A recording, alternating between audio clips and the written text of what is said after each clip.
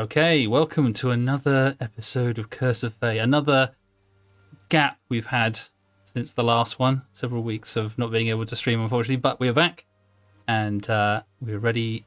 I think we're all ready. Are we all ready? We're ready. I like to think so, at least. We're down a Moira today, but we will carry on where we pick up where we left off last time, which has been some time, and so refresh my memory. Who here remembers what happened in the last episode? Who would like to recount? We were at a market. We had The Many Moons Market. Yes. I think the session before we had our fortunes told by Lady Mary.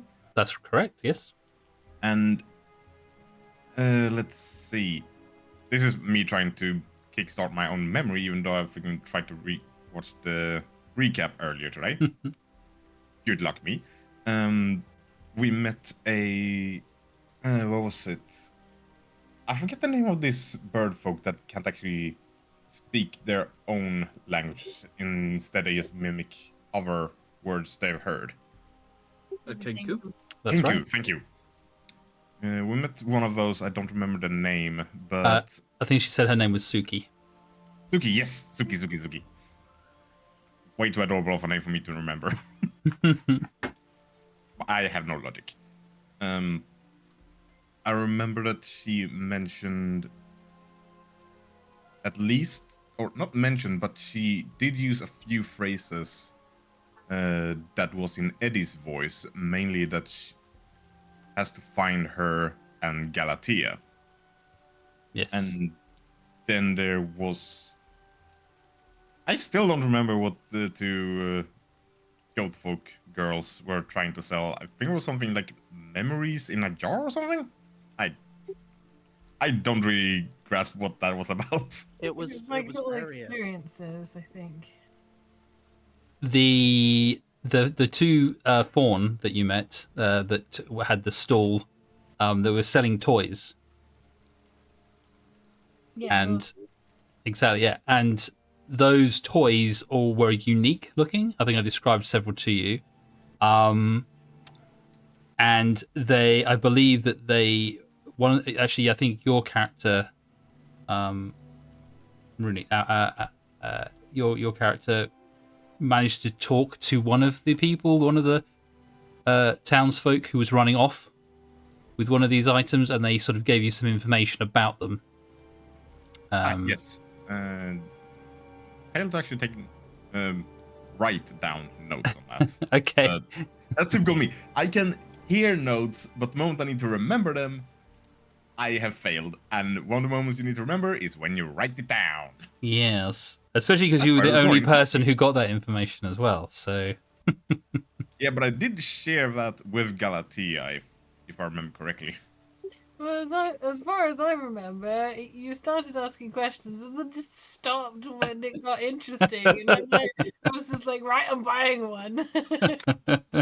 I don't know what it is, but I need one. And then there was one that had the same colors as Eddie, so I had to get that one in particular. So then I had a little fight with someone over this doll. I really just needed this one in particular. That's right. Yes, you had a bit of an altercation with someone who really wanted it, and then you managed to win it in the end, though, and you managed to get it back again. But I believe they're following you around currently because you agreed. I owe them a drawing. Yes. So they're sort of. I think they if I remember, they said they'd come and get it later, or that you said that you'd give it to them later, or something. I don't think they were still following you. No, not at this point. But Yeah. I promised I would go and find them. Or you've made a a Fey agreement with them. Yeah. So pretty much in the Fey, people don't have to worry about like, oh, will they get back to me with this thing? It's like if you don't, there are consequences. So people are kind of more like, yeah, sure, give it to me later. That's cool. Yeah, I'm not turning up now. So yeah, it's just something for you to remember. So yeah, but you managed to get this item. Yeah, they were sold as worry totems, is what they were called. And they were made of different materials. The one that you have, Galatea, is, let me see.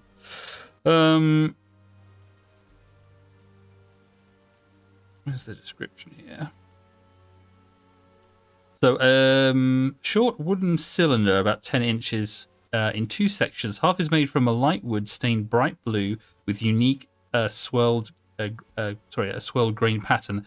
The other half is a white clay-like section with a little kawaii face on it, winking, and its tongue poking out. And the top of it is carved into a small rounded shape reminiscent of a cloud. Yeah, see, I had to get that one. So you purchased that one, and then I think there were many other people in there was a huge gathering of people who were just buying it. Out of all the stalls that lined the area, this one particularly everyone was excited about, and they were buying up whatever they could get hands on. It didn't kind of really matter what they were buying; they just wanted something off of this stall. And so when you get there was only a few bits and pieces left. And if you can't remember, I can't remember either, Amaros, exactly what they told you about the worry totems. So we might have to re-listen to the recording last week to remember what it was exactly you said. But I think what at least the dude I managed to stop, that he told me it was some. Like, that's the thing. I think he told me that it's something about experiences and it's hard to come by, so... yes. I think that's what might have confused me about what they were for. Yeah, I honestly can't remember exactly what it is, and I'm hesitant to give out more information in case I would say something that's incorrect. But I believe they said something like, yes, they told you that they contain experiences or something, or something about them, because essentially all these folk are trapped in this part of the Feywild, and so anything new and anything interesting is something that they want to get hold of just to brighten their dull little lives for a short period of time. And then I believe there were a couple of other items that were left as well that I described. There were a couple of games as well, which... Did you, Kane, was it you that took them in the end with Moira, or? Yes. I took 2. You took 2, right, okay. One for me and one for Bula. That's right, okay. So did you take both the games? There was a woodpecker game, which was you had to hit the little balls through through sections. And then there was one with twisting cubes. Do you remember which? This is the trouble of not playing for a couple of weeks. Was there any? Were those the whacking one, right? Because it was like an aggressive thing, and it might let out some frustration. That's how I remember it. Yeah, but I don't know. Was it a woodpecker? Well, it wasn't a woodpecker. So basically, it's called woodpecker. It's a small round log slice that has 4 round holes cut into it, and then they're equally spaced. And then each hole has got a coloured wooden sphere in it. And they've got different little kawaii faces on them. And one was blue, one was orange, one was red, and one was green. And then you basically hit them with the little hammer and force them out. And that's the game, essentially, hitting them in turn and seeing who can knock them through. Yeah. I think maybe, she got that one. I feel like you've got those 2, because I'm pretty sure that there weren't any worry totems left. I'm pretty sure that Galatea got the last one. Yeah, Kane definitely got the one that twirls around with the 3 sections. Yes, with the different sections. Yeah. Yeah. Okay, so I think you got the ones there. And so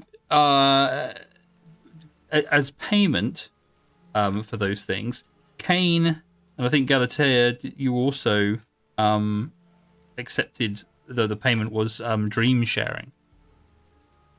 Oh yeah. So you agreed that I don't actually know if you asked her name, whether she introduced herself to you, but the form that you were talking to said that you would basically, the agreement would be that she would be able to share in one of your dreams, and have a little ride along, essentially, and experience Yeah. your dream. And Kane told her that she really doesn't want to, but she insisted. And I think, Galatea, you had originally agreed to something else, but then when you heard about the dream sharing, you switched it, I think. Yeah, Yeah. I did. It just sounded really cool, and I wanted it. That's it. So you've got those, and as well as the dream sharing, you also have the picture for the lady. Yeah, And just to remind everybody else, I don't believe that Moira Moira has a tattoo on her arm.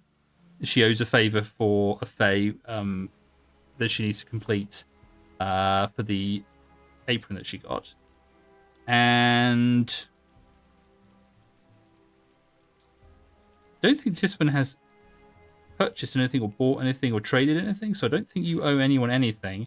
However, I owe. yes, I think Amoros. it was Nikos, his name. So for I Nico, needed 1 hour of time with him. I think he just wanted some tea time or something. yes. So basically, he asked for an hour having tea, an hour of your time Yes. to have tea. So that was something. And to initiate that, you just need to call out his name, and then that will be activated. And also, you made a payment by giving a name to Nico. He traded the name of somebody that you knew or someone that you were close to in order to purchase an item. I can't remember exactly what it is. I know you got a necklace with a green gem. Yeah, a necklace with a sweet scent of aloe vera. That's right, yeah.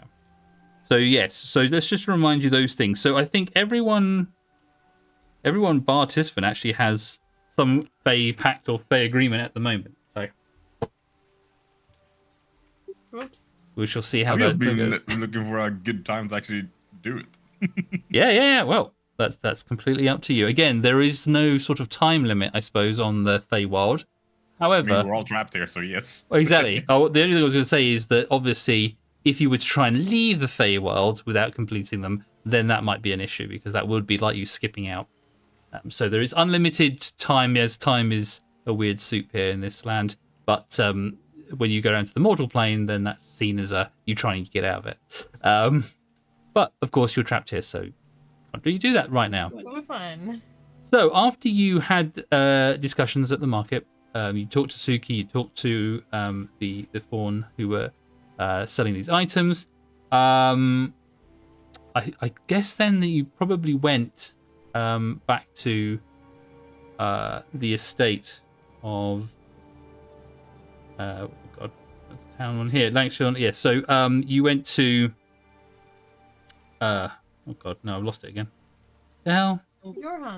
Johan, that's it. Johan, the Eristry estate. That's what I was trying to think of, the surname. Yes, you went to the Eristry estate and you went back to speak with Johan. And after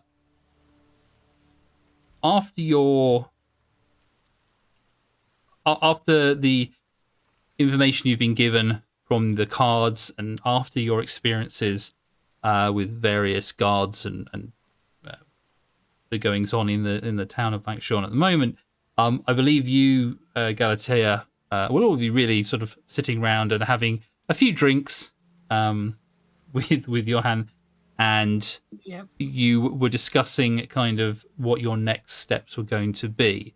I think you were quite invested in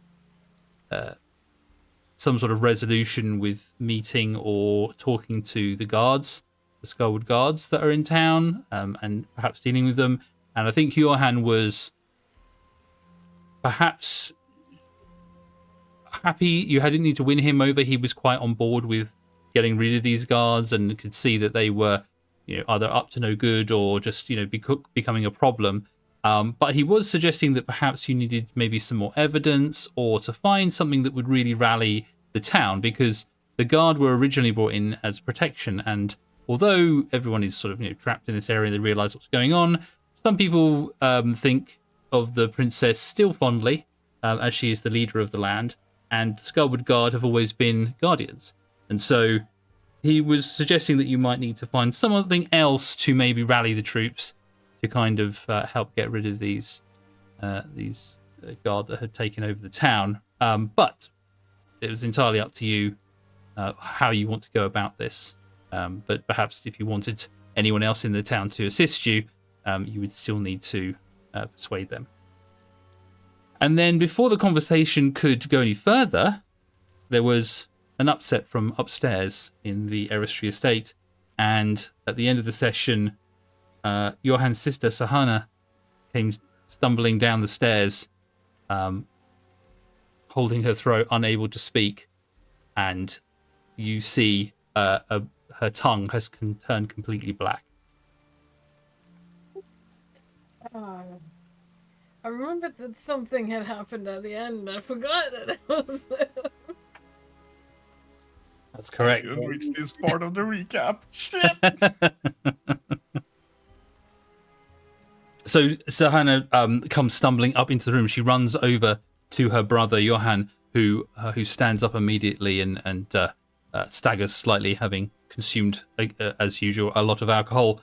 And he braces her shoulders and looks at her and sees the tears in her eyes. He holds her and shakes her and says, "Sister, what is wrong? What has happened to you?"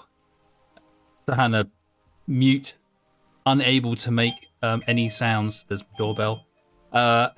Unable to communicate. Just flails around, pointing at her mouth, her tongue. She sticks her tongue out of her mouth, but no sounds can be heard other than sort of moaning sounds of her. She doesn't seem to be able to vocalize any words.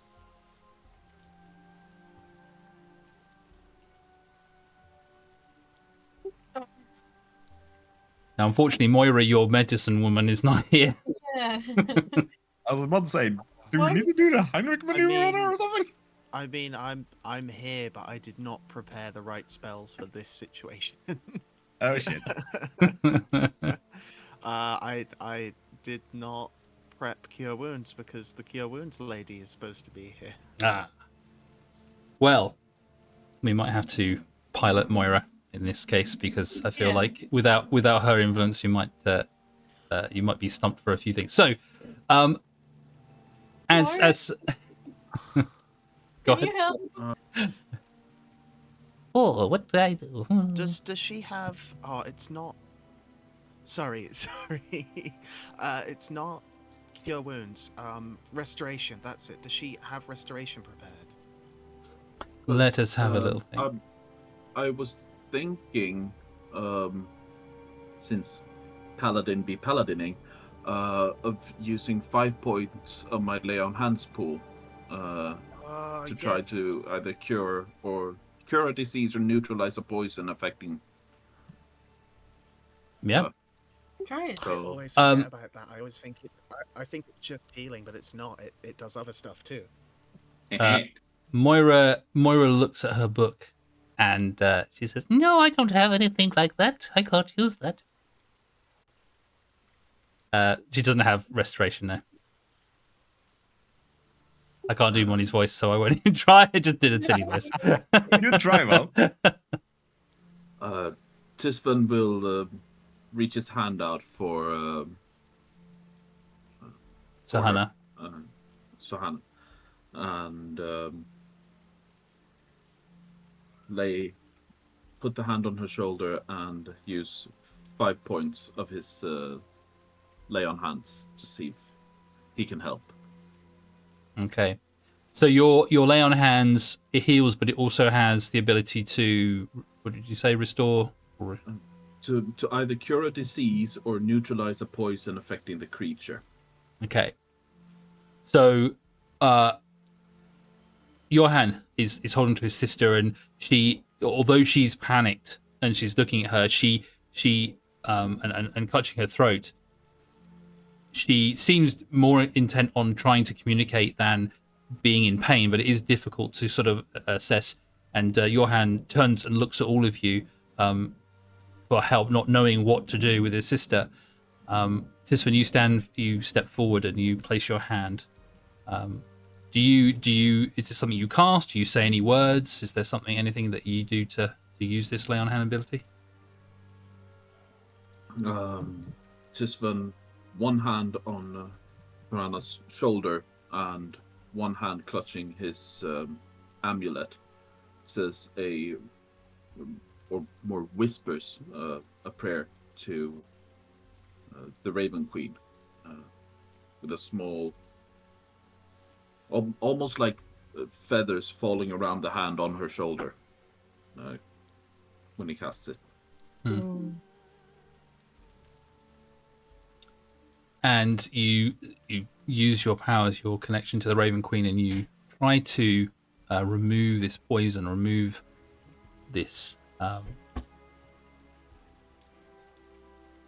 whatever is happening to her, this disease, whatever it is that's causing this. And although you see calmness can come over Tahana as you do this, her tongue remains black, and she still tries to speak, but no words come out. Having used this ability, though, give me a perception check, Tisvan.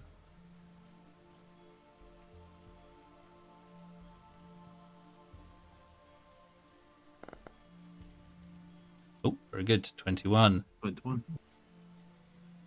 In touching her and trying to seeing if you can remove this poison, remove the disease, whatever this might be causing, you sense that this isn't, or it's not something that you cannot remove. It isn't a disease, it isn't a poison that is causing this. However, when you touch her, you notice her arm where the indentations had been, where she had been bitten.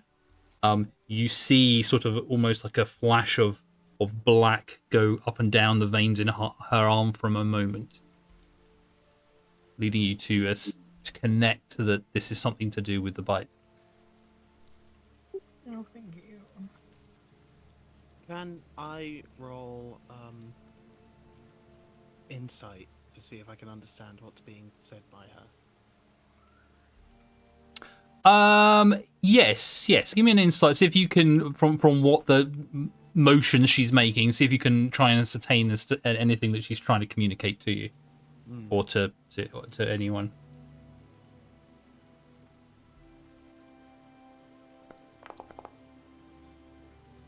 20, very nice.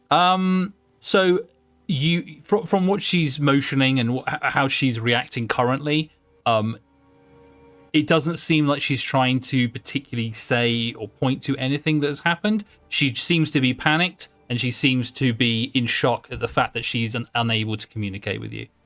She is just wildly like trying to say, "I can't speak," is what she's currently there. She just seems to be just panicked currently, not trying to verbalize anything, or trying to tell anyone about anything particular. Okay.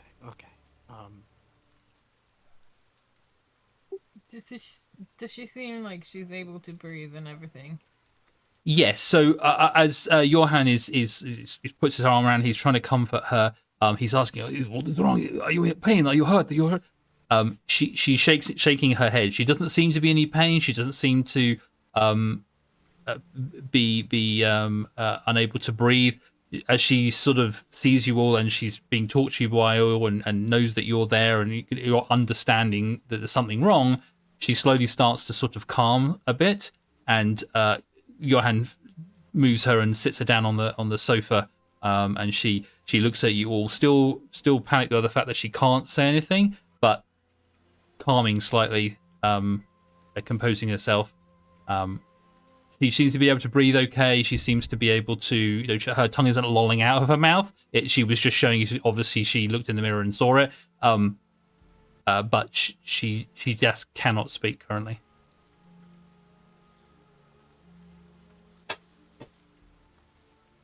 I'm gonna fish up some paper from Yep. my back and give it to her. And writing implement of some kind. I can't remember what I've got. You probably might have some sort of charcoal or something like that, maybe, or a pen. Or I expect from your background of traveling a lot, you probably, and making notes and things, you probably have some sort of something in your bag, I would imagine. If not, there would be probably something in the house that Johan can give you if you need a pen. I've got stuff. I've got 4 sheets of parchment and an ink pen, so I'm gonna give out stuff. Perfect. So you hand them to Sahana, and she nods and she takes the parchment and she begins to write on the first sheet. She scrawls down and then she holds up the message. Do you speak Sylvan, or can you read Sylvan?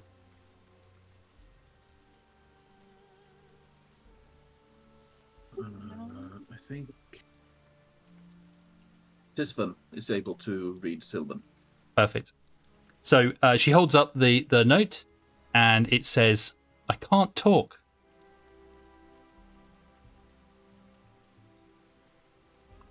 Tisvan will, of course, translate for the rest of the group. Yeah. And then ask, did this come on suddenly? Or have you been having difficulties So she we last saw you? Right, so she nods and she writes down on the paper again, taking a little bit longer to write out the sentence, and she holds it up, and it says, "I went to bed last night and I was fine. I had no ill feelings, and when I awoke, I tried to call out to my brother, but my voice was just gone. I went to my water closet. I went to the restroom, the bathroom, and looked in the mirror, thinking something was stuck in my throat. And then I saw my tongue was black."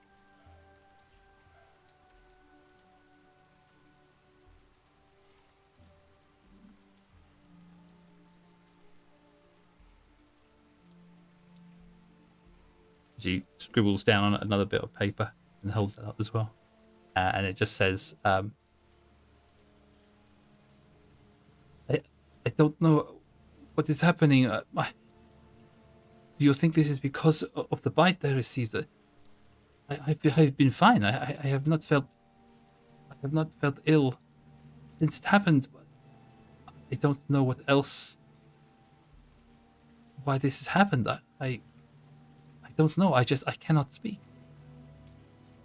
So When I attempted to heal you, I got a feeling, a sensation that it was that it is connected to the bite. Has any of you heard? Mostly turning towards Jorhan and Sorana. Has any of you heard anything about anything like this before?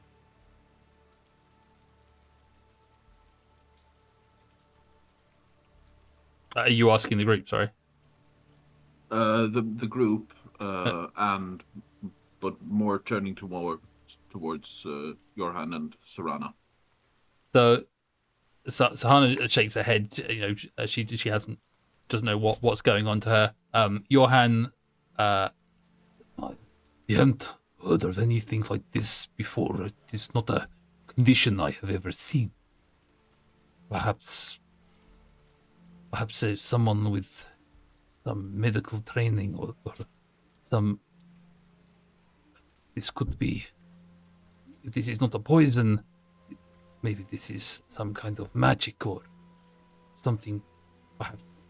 Sister, do you know something? Have you seen something? Has someone done this to you to stop you from speaking? And Hannah will write down again on a little note and hold it up.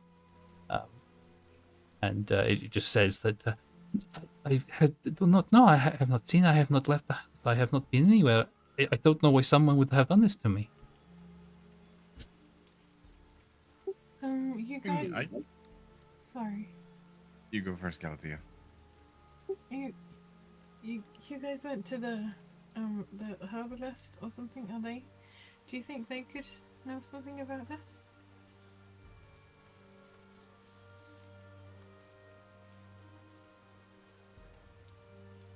That was Moira and Tisfan, I think. Actually, no. Did Amaros go? Yeah. That's right. Marin, Tisman. I mean, it wouldn't hurt to check with them. Ask them to come by and look over. And didn't we also have someone who was supposed to check in on Bull as well? Like, I don't know if it's related, but maybe they know something?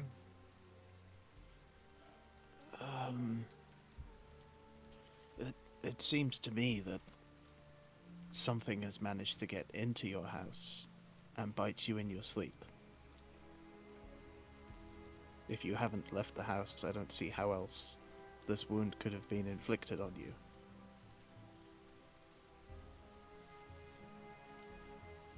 Well, didn't she get bit when the bear thing attacked?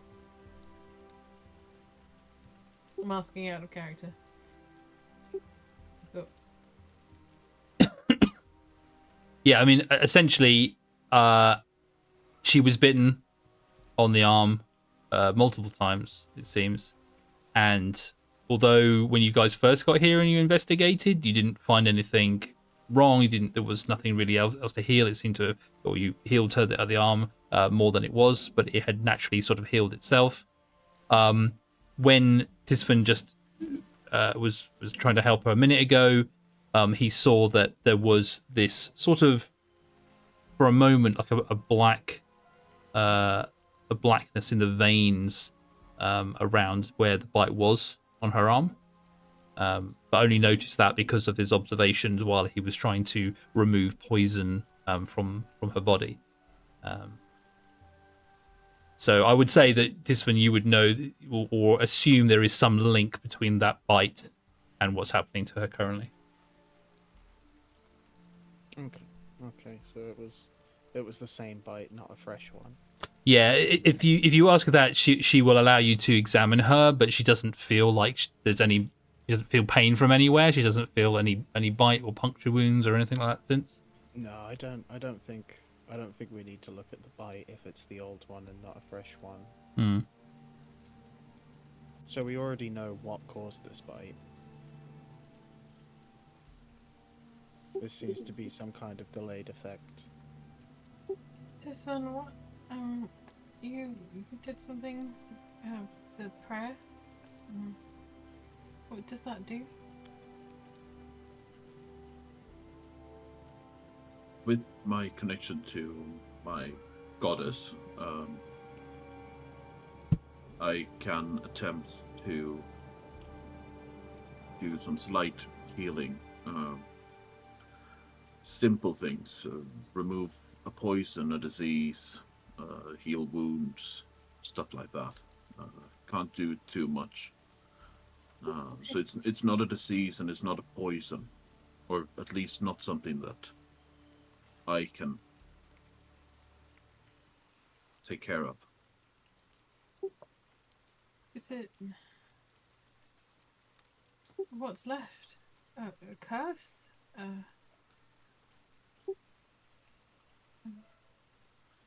Johan has managed to calm Sahana down, and she sits on the sofa, unable to speak, but realizing there's nothing else wrong with her physically currently wrong with her other than that she can't speak, and not in any pain. She listens tentatively to you, looking at her brother for some sort of help. He turns to the group and says, if this is something to do with the beast, we have two options. Either we can find some way to heal, if it is not a poison, like this one says, if it is not a poison or disease, I don't know, possibly a curse. I have no medical training or no knowledge of these things, but possibly if there is someone in town, maybe Crimini maybe she knows something that can heal. The only alternative is that we hunt this beast down. Perhaps if we find this beast, we will find some answers. Perhaps this beast may have. We kill it. Maybe we would be able to find some cure for her. I cannot think of anything else. God, my head. Why do I drink so late?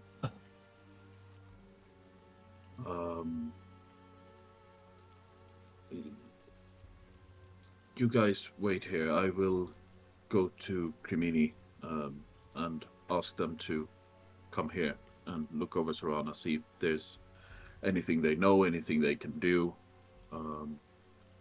If they can't do anything, then I think we do need to try and hunt this beast down. Yeah. Sure you want to go alone? I can go with you, mate. It's a simple run. Nothing should go wrong. You two go. All right then. We'll be right back. We'll go and try and get some water or something for Sahara. I'm useless. Heal things. Sorry, I missed the last part of that conversation because I was changing the battery in my headset. So, was it just Tisfin going, or Tisfin and Amaros going to? We're both going. You're both going. Okay. Galatea ordered us to go both. Okay. Okay. So, When Marty's not here or Luna's not here, then I guess Galatea will have to be the mommy of the group. Oh no! Oh no! No, thank you. So yeah. So Sahana. Sahana is I won't say she writes down on a bit of paper each time. So I was speaking her voice, but she's just assumed for now she's writing this down. But Sahana hands you a piece of paper and says, I am happy to go to Carmini's. I can walk. I am not hurt. Perhaps she can inspect it if rather than making her walk all this way. If you want to come with us, you're more than welcome to. And she gets up. She realizes that she's still in her night things, and so goes upstairs to dress. But after 5-10 minutes, she comes back down again in her normal attire, and she hugs her brother, and she then steps over to you, Tisfin. She holds on to the parchments and the pen, taking them with her in case somebody else needs to ask her something. Let's all go, because we were just staying here for you. We'll all go. She nods, and her brother Johan just says, "I do not think all of us. I need to go as well. There is nothing I can do here. However, I attempted to kill this beast previously, just here in the edge of the woods. I will go and have a look and see if I can find any kind of tracks or something. Perhaps I can find at least some direction this beast has gone. It has been several days since this happened, so it is unlikely that I will be able to find the track, but at this point, anything it may be useful. I cannot do anything else other than this, so I will try and see if I can track the beast." Can I come with you? Yeah. I'm not the most amazing tracker, but I have experience at least. He clasps his hand on your shoulders and said, "I would be honored to have you with. We will not go far. We will just scout ahead, but it would your eyes and mine together. Perhaps we can. Maybe we will see something." Should I bring the other two as well? I'll come with you. Okay. Ambrose and Tisman can take Sahana. Sahana, yeah. Sorry, I keep looking for her name in the NPC list. All right. Is Moira coming with us to track the beast? I think Moira being more attuned for healing and stuff like that, she probably, because you're going with him, she'll probably go with Tisvan and Amoros to see if there's anything. Maybe she can get some information as well to help curing something like this in the future. So I think she'll probably go with you guys. Yeah, we're splitting the party, guys. The best decision. It's great. It's fine. It's great. I'm not leaving Johan on his own. Okay, so Johan, Galatea, and Kane, you're gonna go off and have a look and see into the forest or the edge of the forest, and just see if you can find any kind of anything that will kind of guide you as to where this creature might have gone, in case finding it might help in the situation. And Amoros, Moira, and Tisvan, you are heading off to the Sikramini with Sahana. Yes. Okie dokie. Indeed. All right. So I will move Moira all the way over there, and actually I'll move Sahana as well, because neither of you will be able to control them. So I will move them over. Well, I will move them to just to the center of town currently, just in case you want to go anywhere else as you're going along. Yes, as you guys head off with Sahana, Johan will gather his equipment. He has. Let me remind myself. What does he have? He has a daisho, a long sword, and a short sword that he buckles onto his waist, and he prepares himself, and he leads you round the back of the Eristri estate, which is where the creature that attacked ran off into the woods behind his house. It has been, as I say, it has been some days since the creature left into the woods, but perhaps we will find something around here that can give us some details, maybe some information that I do not have currently. Yeah.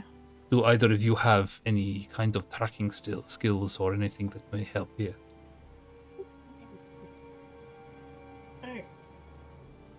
Got good eyes. I'm not great at just tracking in general, but I can keep a lookout. I've done a small amount of tracking in my time. I'm no savant, but I at least know, I think, what to look for and what not to look for.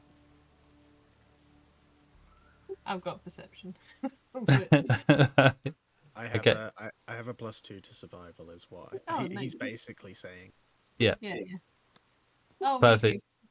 Perfect. All right. So you guys follow Johan as he leads you off around the back of the Eristri estate and just into the edge of the forest. And as you approach, he says to you, "I have not been here this way since the beast attacked." And he points out various branches and areas where he fought the beast off, and you can see where whatever this creature is, I think they call it a Chernobog. They told you what it was. This thing is obviously quite big because there is a very visible kind of hole that goes through and off into the forest through like a bush and a tree, and that snapped a branch down, and it's just sort of heading off in this direction. It's obviously been created by something moving through the forest, not following the path. And he points out this area. He says, "This is where that beast seemed to lose interest. I don't know why. Usually creatures, bears, things like this, they will attack defending their area or protecting themselves, but it seemed to lose interest after it had bitten my sister and just wanted to escape. I would have gone after it further, but my sister was injured, and so I did not pursue it any further. But you can see this is where the initial direction it went. Before we go any further into the woods, I must... I do not know if you are aware. There have been issues in the forest. The forest itself is dangerous, but there are certain creatures here in these woods that you must be cautious of. You seem to be and have shown yourselves to be prepared and able to defend yourself, but there are creatures here of the forest, part of the forest, that consider us the invaders. They do not appreciate us being here. This town has been here for many years, but they have never quite accepted us. We have lived in a fractured harmony for some time, but with being cut off from the rest of the Feywild, this has disturbed them. This is partly why the logging camp, the sawmill, has fallen into disrepair recently. Have you heard of Dryad before? Have we heard of what? Dryad. Oh, Can I- only in Oh, sorry. stories. I was just gonna ask if you'd let me do a nature roll, because I do not know if Kane would have heard of dryads. Sure, yeah. Yeah, you can give me a... is it a nature? I guess, yeah, nature, if you something that may have come up at some point. Or another knowledge skill if you'd prefer. I just assumed. I guess it's probably the most... Yeah, I don't think it really fits into kind of history or arcana or anything like that. It's going to be something that's... Yeah, it is a nature-based one, I guess. Is probably... I can't think of anything else, so... I'd be better if I rolled history, but I think nature Yeah. is the most Yeah, fitting. same. I think unless you've got some kind of background with the Feywild, yeah, I think history's a bit... Yeah. I think you were right the first time. I think, yeah, a nature one would probably be the best. Can I do it too, just to see? Yes, of course.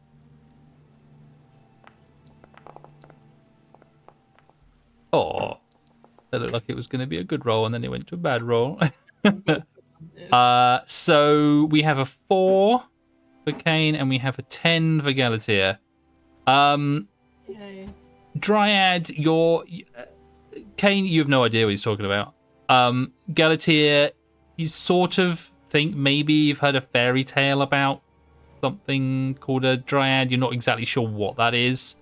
But it doesn't matter, because he then, your blank expressions, he then explains. He says... Obviously stupid. Let me tell you. He says, the Dryad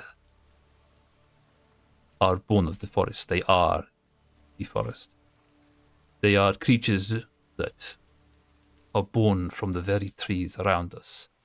And as you can imagine, the lumber mill that is here is a threat to their very nature. We try to avoid them, we try to give them a wide berth, but of course they consider all the forest their home, so it is very difficult for us. I have spoken to many of the lumberjacks who work here in the town, and as I say, they have fallen into disrepair over the last few years. No one is willing to go into the forest alone, especially not to cut down trees for fear of being attacked. But I mention this only because, just in case we run into anyone walking in the forest is potentially an enemy to them, and so I wanted to just prepare you in case we encounter anything. But hopefully, if we stay to the edge of the forest, we will not need to worry about this. Okay. And so... Oh, just this one. Was just saying, we'll move carefully then. So yeah, he leads you to this area. It's just inside the line. and he shows you sort of roughly where the attack was, and he looks around seeing if there's anything he can sort of see or sense that would kind of give him any indication of a direction that the creature may have gone after it initially entered the forest. So if you have any skills that you would like to use to maybe aid him in this, please let me know. I can keep a lookout. Okay. So do you want to use your perception to see if you well, you can use your perception or your investigation depending on what you're going to be looking for. Are you guys just going to be keeping an eye out in case the creature appears, or any creature appears, or are you going to be using your investigation to see if you could perhaps see any indications? It's kind of more of a survival thing, looking for like tracks and things like as well, but perhaps an investigation maybe on some of the trees, branches or something itself might give you some more information about the creature. Yeah. I mean, ideally, perception is my choice, just to keep an eye out to see if anything's gonna come for us. Maybe, I'm hoping that Kane can help with the actual. Okay, so you're going to be more keeping your eyes open in case something comes along to interrupt you while you're there. Yeah. Yeah. Okay. Sure. Yeah, you can give me a perception check for that. And Kane, are you going to use survival? I might do. Do you mind if I quickly look up the duration of a spell? Sure. Because depending on how long it lasts, I might cast it or I might not. Okay. Yep. No worries. Go for it. And we will let Galatea do her perception check.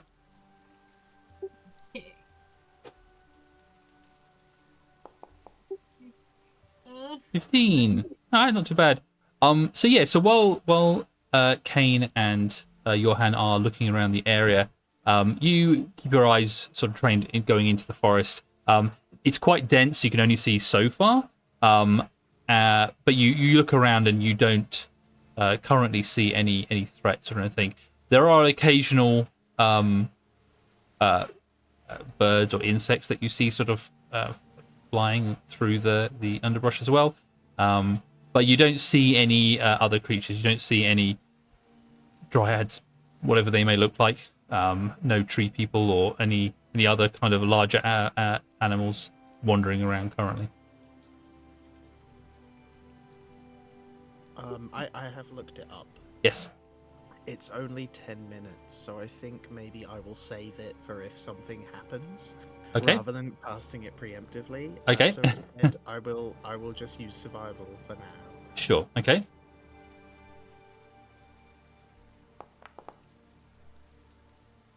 Fine. Okay. Not as good as I wanted. No. Okay. I'm going to say you can roll with advantage because you or your hand will be assisting you, or you'll be both working together. So roll again, another d20, and we'll see. Thank you, gracious DM. That's all right. Yes, thank you, gracious DM. 12. Yay. Okay. Well, that's slightly better. I mean, Johan is reasonably drunk currently as well, so there is that kind of holding you back. So with a 12, you with Galatea looking off into the woods and you two stumbling around, looking at the area that the creature ran off into. You definitely see that the creature went through this area. It's obvious to anyone without a roll that the creature barreled through this area. You have a look. You see the markings on the floor. One thing you notice, Kane, when you're looking at any markings and things, there are large gouge marks where claws have been raked across some of these trees as this creature has barreled through.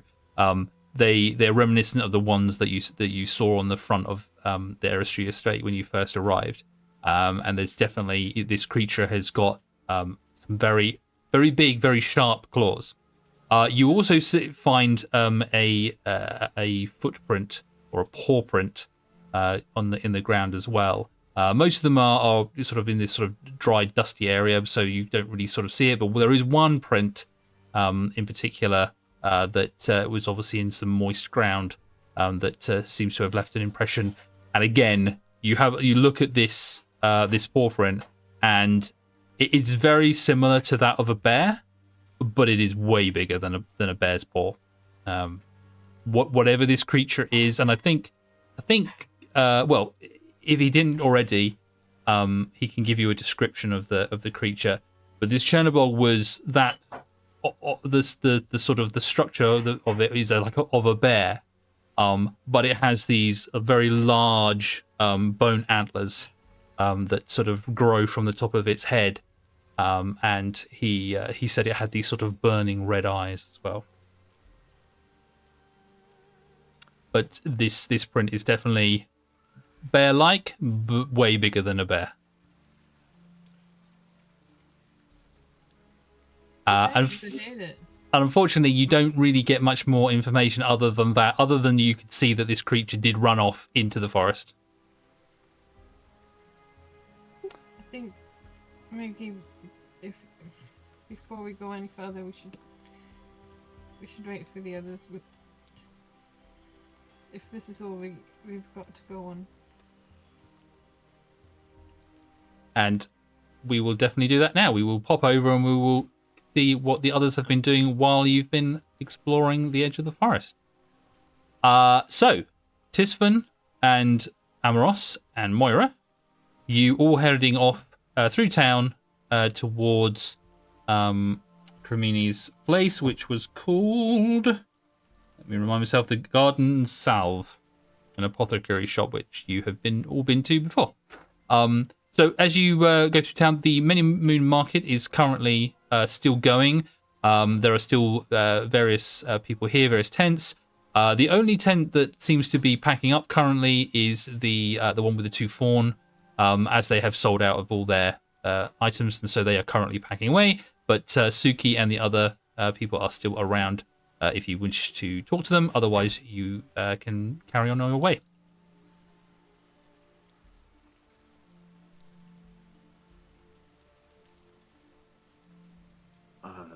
Tisvan is more focused on getting Sahana to Cremini, but he does make a point to not look at the guards because he's not entirely sure what he will do if he does. Right. Okay. Ambrose is, however, keeping an eye on the guards, trying to lead us in such a way that we don't get too close to them as we're walking through. So you can avoid most of the guard as you're coming from the Eristry estate as well. However, there is a guard sort of stationed not outside the apothecary, but at that sort of edge of the market. And as you are walking through the market and approaching it, it's obvious that you're not going to easily sneak past this one if you are trying to avoid it. So are you trying to move past stealthily or trying to find another way around so that the guard doesn't see you, or are you just trying to avoid as many as you can? Tisvan isn't sneaking, he's just walking around them. Walking, okay. I presume Moira is probably on one of your shoulders as she goes along as well, because that's normally her thing. Tisvan's shoulders. Taller. Perfect.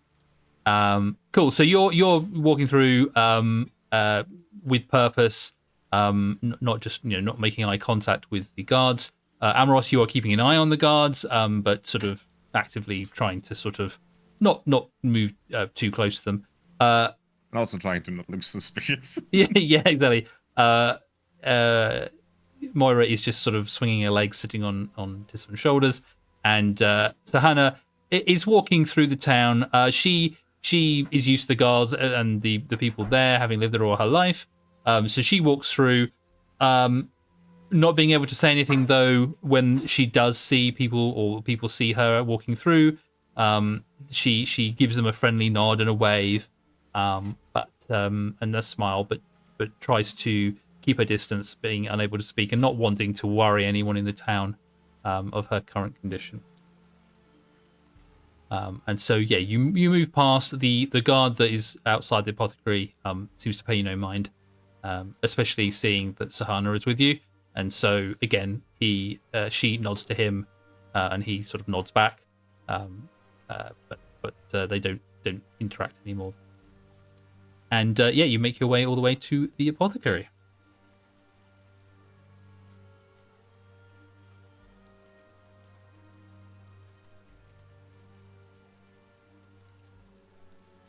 I guess I knock on the door and hope that they're still open. Yeah, yep. The when you came the last time, I think you tried to go into the place, it had a sign that said it was closed, but it is now open. And so Okay, there was a sign. Then I opened the door. yeah. So you open the door, and and so you walk into the apothecary as you had previously. You find a very nice a room full of wonderful sort of herbs and things hanging from the ceiling. Various sort of plants and fungi seem to be around the area. It's still not particularly full, and you know that the last time you were here, Kramini had said that she was looking to gather more things, but she had a helper, but it was slow going as she is further on in years than she previously. And as you enter into the room, you do catch a glimpse of Kramini bent over in front of the counter, looking down at this little mushroom fellow with a some kind of bowl made from like a tree bark on its back, almost like a rucksack. And you can see it's turned around for Kramini to see, and she's busily just sort of taking a handful of little mushrooms that this mushroom has happened to gather. You assume from the forest. And she's slowly sort of picking through them, making sure she just picks the ones that she wants to use or perhaps sell, just the best ones, and then taking the other ones and put them to one side that she considers not either not good enough or that need to be maybe cleaned. And as you enter through the door, there's a little jingle of a bell, and she looks up at you all, and she says, "Oh, it is so nice to see you all again, my friends. Please come in, come in. How can I help you this day?" We have a friend who's lost her ability to speak. Could you look her over, see what might have caused it, or if there's a cure? And Kramini immediately recognizes Sahana, and she uses her stick to walk over to to her, and Sahana comes over, and I think Kramini. Hang on, Kramini's. Well, she's 6 foot as well. Okay, so she's fairly tall. So she comes over to her. I was going to say she now kneels down, but she doesn't need to. And she Kramini walks up and says, "Oh, what is wrong with you, my dear? You sick? Is there something the matter with you? How can I help? How can Kramini help you?" And Sahana begins to write on the paper, and then decides is quicker just to open her mouth and stick her tongue out. And as soon as Kramini sees her tongue is completely black, she puts her hands across her mouth and gasps, "Oh, my dear child, this is I cannot believe this. You have some horrible curse upon you. Please come here, come and sit down." And she leads Sahana to a chair in the corner of the room and sits her down, and she goes off behind the counter and rummages through some of her pots and pans and various items that she has behind there. "How did this happen? Can you give me any information about it?" And she looks towards you, the rest of you, knowing that Sahana can't actually speak. Sahana is currently writing something down at the moment, but she looks to you guys for an immediate reaction.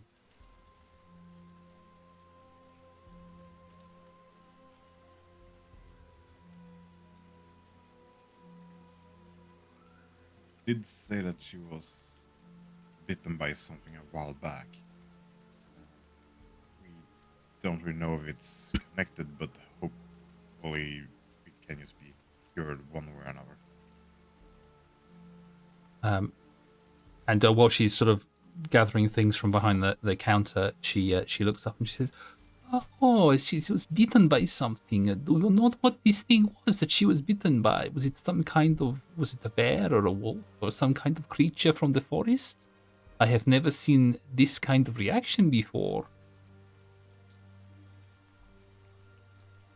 According to her brother, it was some form of giant bear-like beast, not a bear itself.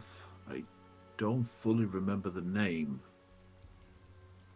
And Moira will pipe up and she'll say, "It was a Chernobog." And at this, Crimini drops the pan that she's gathering and on the floor, and it hits the floor and everything gets scattered. And she said, "The Chernobog? No, this is not right. There is this thing. The guards chased it away. No, she cannot have come and beaten her. No, please say this is not true." That's what they said. But... She goes over to Sahana and she holds her head in her hands and she asks her to open her mouth, and Sahana pokes out her tongue again and makes the attempt to try and speak but is unable to. And Ramini looks inside her mouth.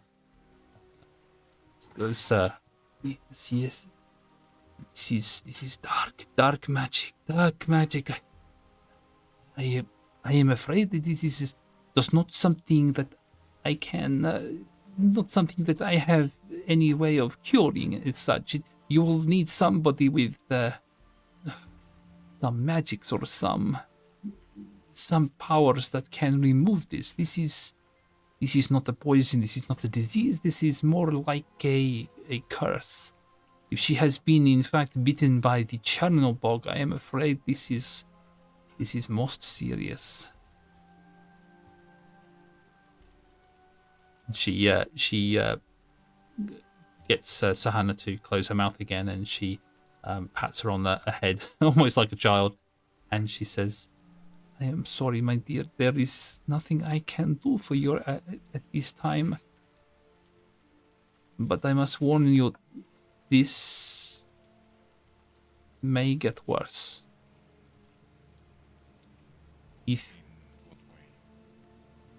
If this is indeed the effects of the Chernobog on Sahana, it depends on everyone's personal resolve. I have only heard these stories. You understand, the Chernobog is a creature that we do not know too much about other than its violent tendencies. However, I have heard that if you are bitten by this creature, there are certain stages that the body goes through before it is transformed. I do not know what it is that you are transformed into, but I have heard that this black tongue is the first stage.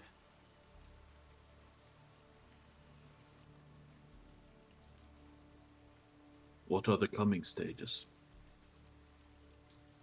I am afraid I do not have enough information for that. I know that the tongue turns black and one loses their voice. After this, I can only guess that there may be some effects, probably to personality, perhaps more aggression, perhaps there will be times where you are feeling overcome with fever. It is difficult to tell you any more about this because, unfortunately, it is up to the individual how slowly or how quickly this effect changes you. And I'm afraid to say, no one has been around to be able to record such information. Let me see. And she goes into the back of her, behind her counter, and she looks again through some papers and some information, some books that she has. Was something here. Perhaps, I know we are cut off very much from the rest of the Feywild, but perhaps if he is still here, there may be a healer. There is more of a spiritual leader. I know they come from. What was the name of the place? If there is a place where this person may be, You may find them in a place called Prickwort. It is far from here, I'm afraid, and it may take you some time to reach it. But here, and she finds this document, this piece of paper, and she holds up this bit of information, holds it out to you, Isvan. Sisvan will grab it and look it over. And you see that it's a like a propaganda kind of flyer, and it is indeed it talks of this spiritual leader. It talks about coming and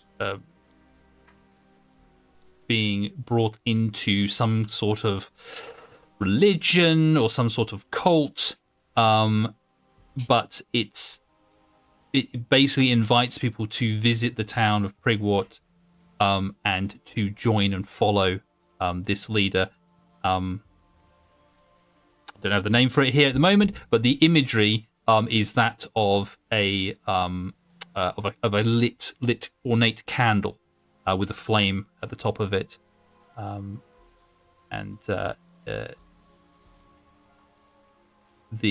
Cremini seems to be very sort of she seems to sort of suggest that this leader, this spiritual leader, has claimed that they have abilities to cure the sick, and with this this cult or this religion that they have, followers are able to be, cure all ailments. They can walk again. They can do all these fantastical things. How true this is, she doesn't know, but she believes that people who have gone there from this town have come back and spoken about this powerful this figure who has the ability to cure and heal people.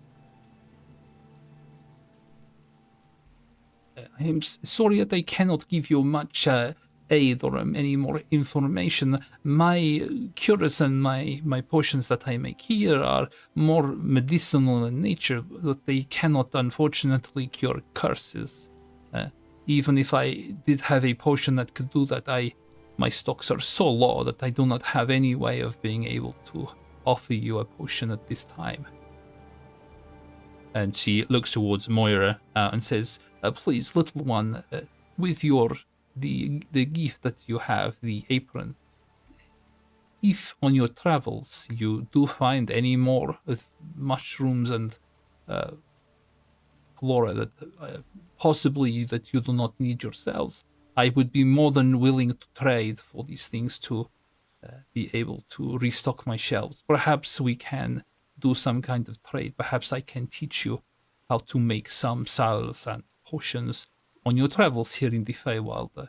Anything I can do to assist you, I will do my best. I would not want to see Sohanna get any worse. And Moira, her ears prick up, and she seems to be very interested in learning more, maybe making potions or making something using the items that she might find, and able to learn anything that could be used to heal you guys on your track, which is something that Moira, had she been here, was interested in doing, and so Yeah, I was about we to will say, let Moira know that is possible now. Who would expect that, yeah. Yeah, would have been really excited by this. Yes. And so yes. So Moira, Cremini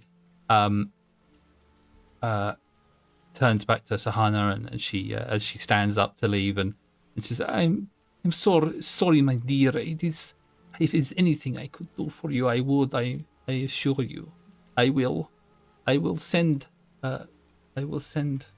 The hell is his name? I can't remember now. We haven't played for so long. I will send Button," and she points to the little mushroom guy on the ground. And she when she says his name, he sort of stands to attention and salutes, and says, "I will send Button here to help to find more of the mushrooms. He has done a good job so far, bringing back some some species, but some of the rare mushrooms deeper in the forest is what I need if I am to make anything more significant that could help you. I am sorry I was not able to do this. But she does give Sahana a salve that she has on the shelf, and she tells her to basically apply this like to her forehead when she sleeps, in case of any fever or any other feelings of being unwell.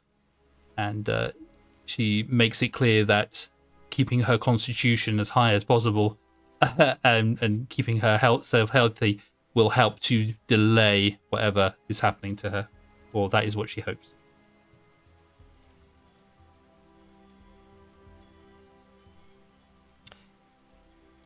And I will prepare next time that we play some information about that fly a bit more, because I haven't got that written down at the moment.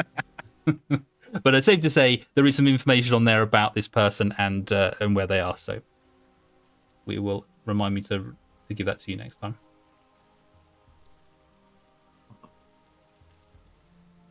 Well, I assume that we are part of the group, are leaving the apothecary and moving back towards the estate. I would say so, yes. As we're leaving, Tisvan will turn to Crimini and ask, do you think it would help Sohana any if the Chernobog would die? Would that help anything with the curse, or is it better to go after this person? Crimini thinks for a moment. It's difficult for me to say. As I say, the information about the Chernobog is very limited. I know it is a vicious killing beast that leaves no one alive usually. We are very lucky to have the Skullwood Guard here to protect us currently, but it is unusual for this creature to not finish what it starts. It's all rumor and story that I quote from, but as far as I am aware, this beast kills mercilessly and leaves nothing behind. If you were to kill it, it may have some effect on her. But equally, if you were able to find a healer that could help her, that may also help too. I am sorry I cannot give you any more definite information, but I doubt anyone has any more information about this creature. The only thing I can tell you is that the Chernobog turned up some years ago when we were cut off from the rest of the Feywild. I do not know if it has something to do with this, but it has stalked these woods since then.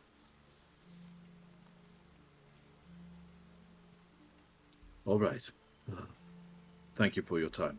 We'll have to see where we put our focus once we've discussed it with the rest of the group. I understand. Please, if there is anything else I can do, my door is always open to you, especially to you, Moira. I feel a kinship with you, that we are of a one mind, that we have a healer's touch that we share. I would be much saddened if I did not see you again to impart some of my wisdom. I appreciate you all coming here to try and help the good Sohana. She has a pure heart. She is a well-respected and loved person here in town, and I would not want them to feel any pain, to go through this any longer than they have to.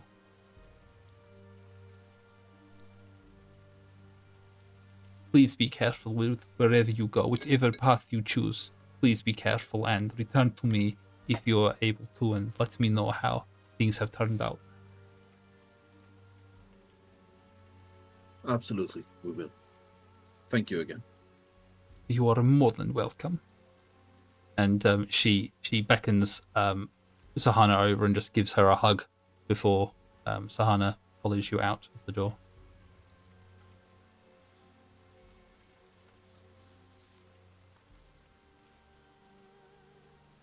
All right.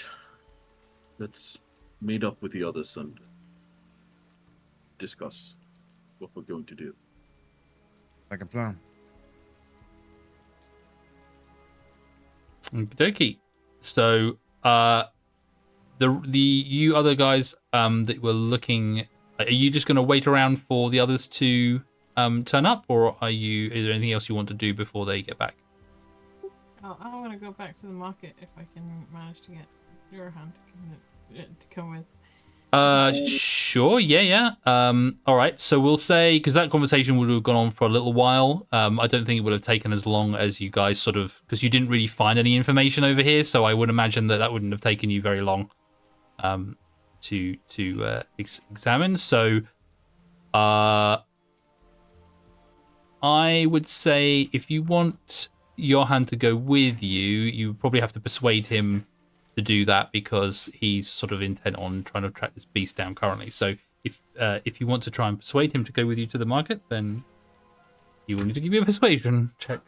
Okay. Johan, I think we should ask if anyone else has seen something, and maybe someone else can help us. I don't think we should go in on our own. We need to find this creature. It has been some time. I doubt if anyone had seen it in town recently, they would have informed the guard, and the guard would have come to attack it. I know, but the market isn't there always. They might have seen something on their way. They could have, if they have come from outside the village. Perhaps they may have seen something. Give me a persuasion check. Can I assist? You can assist, yes. You can both. Rolling You can either roll again, or you can allow Kane to roll. Oh, do you have any pluses? Yeah. Please do. Okay.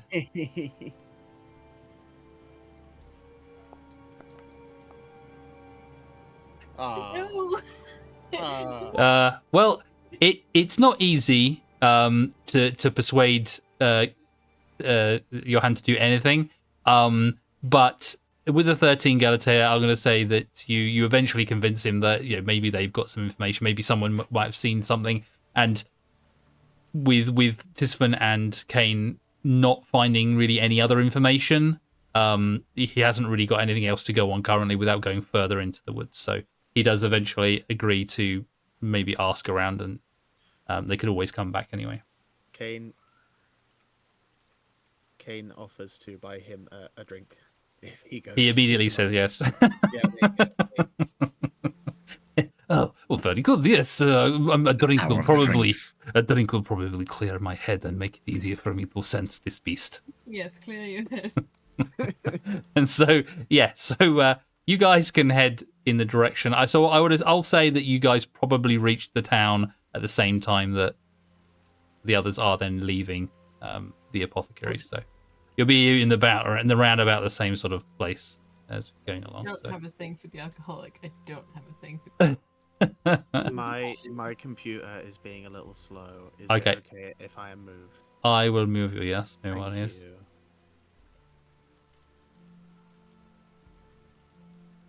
Hey, you said I fixed it. You did fix it, but you did not fix the internet. Oh, yeah. The internet is like the dark ages. Yeah. Same. So all of you kind of at similar time as you're leaving the market, the others are coming into the market, and so you meet at sort of around this point. And on seeing his sister, Johan trots up to you all and says, "Has Cremina healed you? Did you find a cure?" And Sahana shakes her head. We should probably not discuss that here. Yes. I suggest we head back to the manor.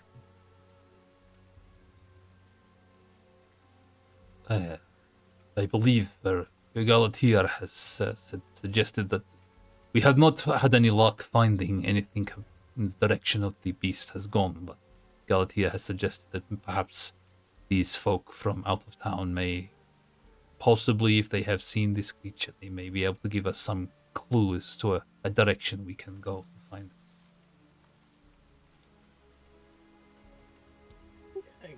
Galatea is like stomping their way down towards the market, and then as soon as you see the market, they're like, okay, I'm not sure about this anymore. So you're currently standing in the center then. Some of you wanting to leave, some of you wanting to stay. Yeah, wow, sorry, that was my cat, if you heard that. She's obviously dying. Ugh. For something. I do want to just quickly ask around if we could each just ask if someone has seen something like this, like the Chernobog. They might have. They might give us a direction at least.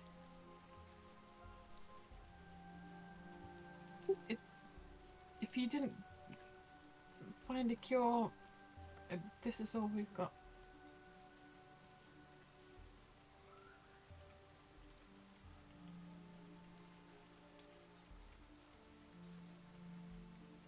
Okay, so I guess I will try to look for who looks the most out of town. Sure. Give me give me actually a history check or an intelligence.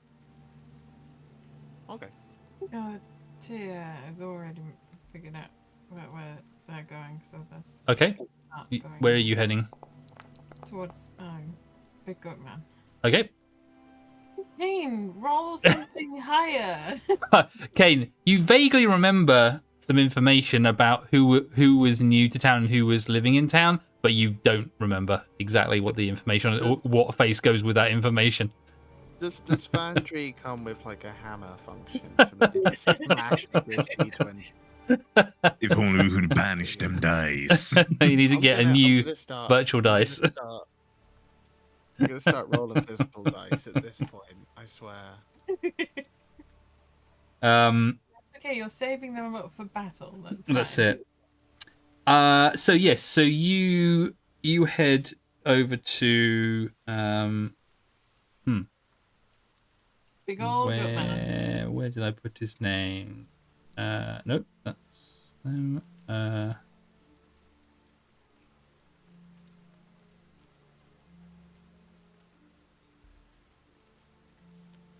Now,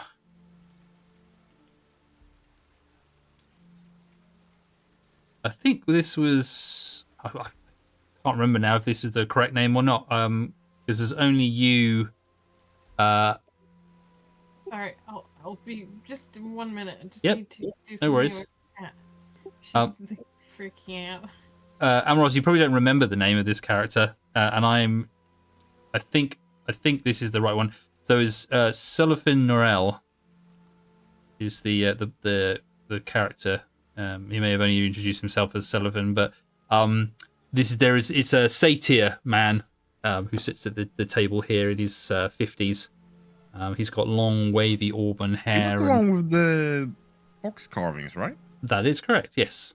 Hey, I remember something at least. I didn't remember his name, but I did remember he was selling that. What he was selling, exactly, yeah. So he's got long, wavy auburn hair. He's got green eyes. He's got a weathered golden skin. He's got a very muscular build. And he's got not unusually long, but reasonably long fingernails.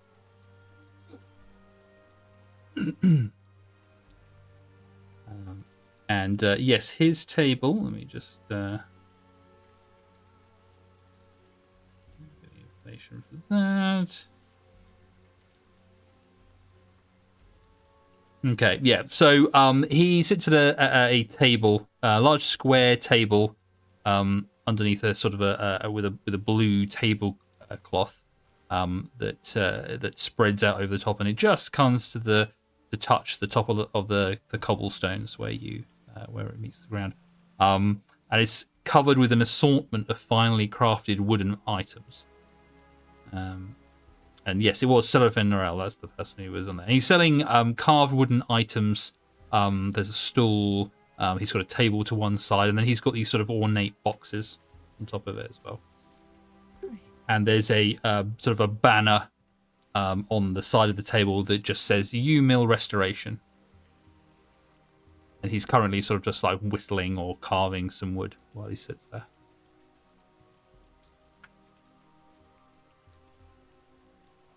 Am I there? Sorry. You're there, yes. Yeah, I've just given a description of what. Did you hear any of that, or you? I heard enough that it matched what I remembered Perfect. from last time. Okay. Cool. So your little group is sort of deciding what to do. Kane, you're looking around to try and remember who was from where, or deciding which person to talk to. Galatea has gone off in the direction of the satyr man sitting at the wooden desk there.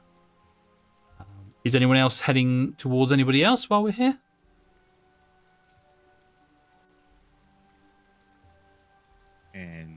Nope, I'm staying put this time. Okay. And it looks like Quack sound has gone, so they probably can't hear me now either. So and Moira isn't here. So Kane, do you want to go anywhere?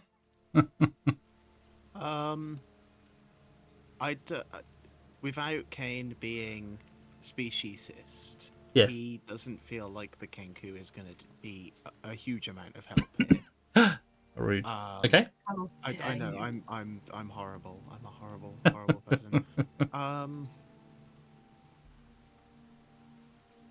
I don't know. Maybe I'll approach the two that I struck a deal with earlier. The ones packing up their stall. Sure. Okay.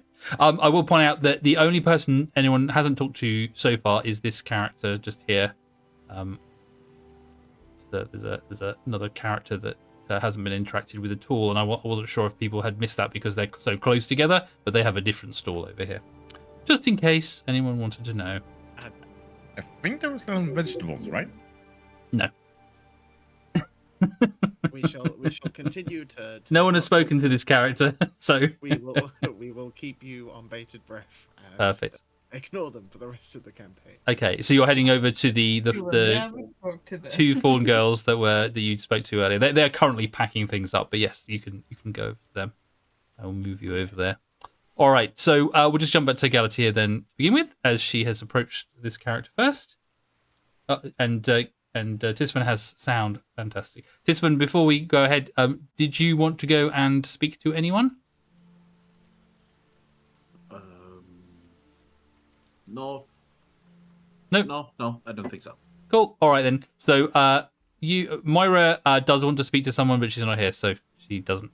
So Galatea will carry on with you as you approach this satyr man who is currently carving something from a piece of wood.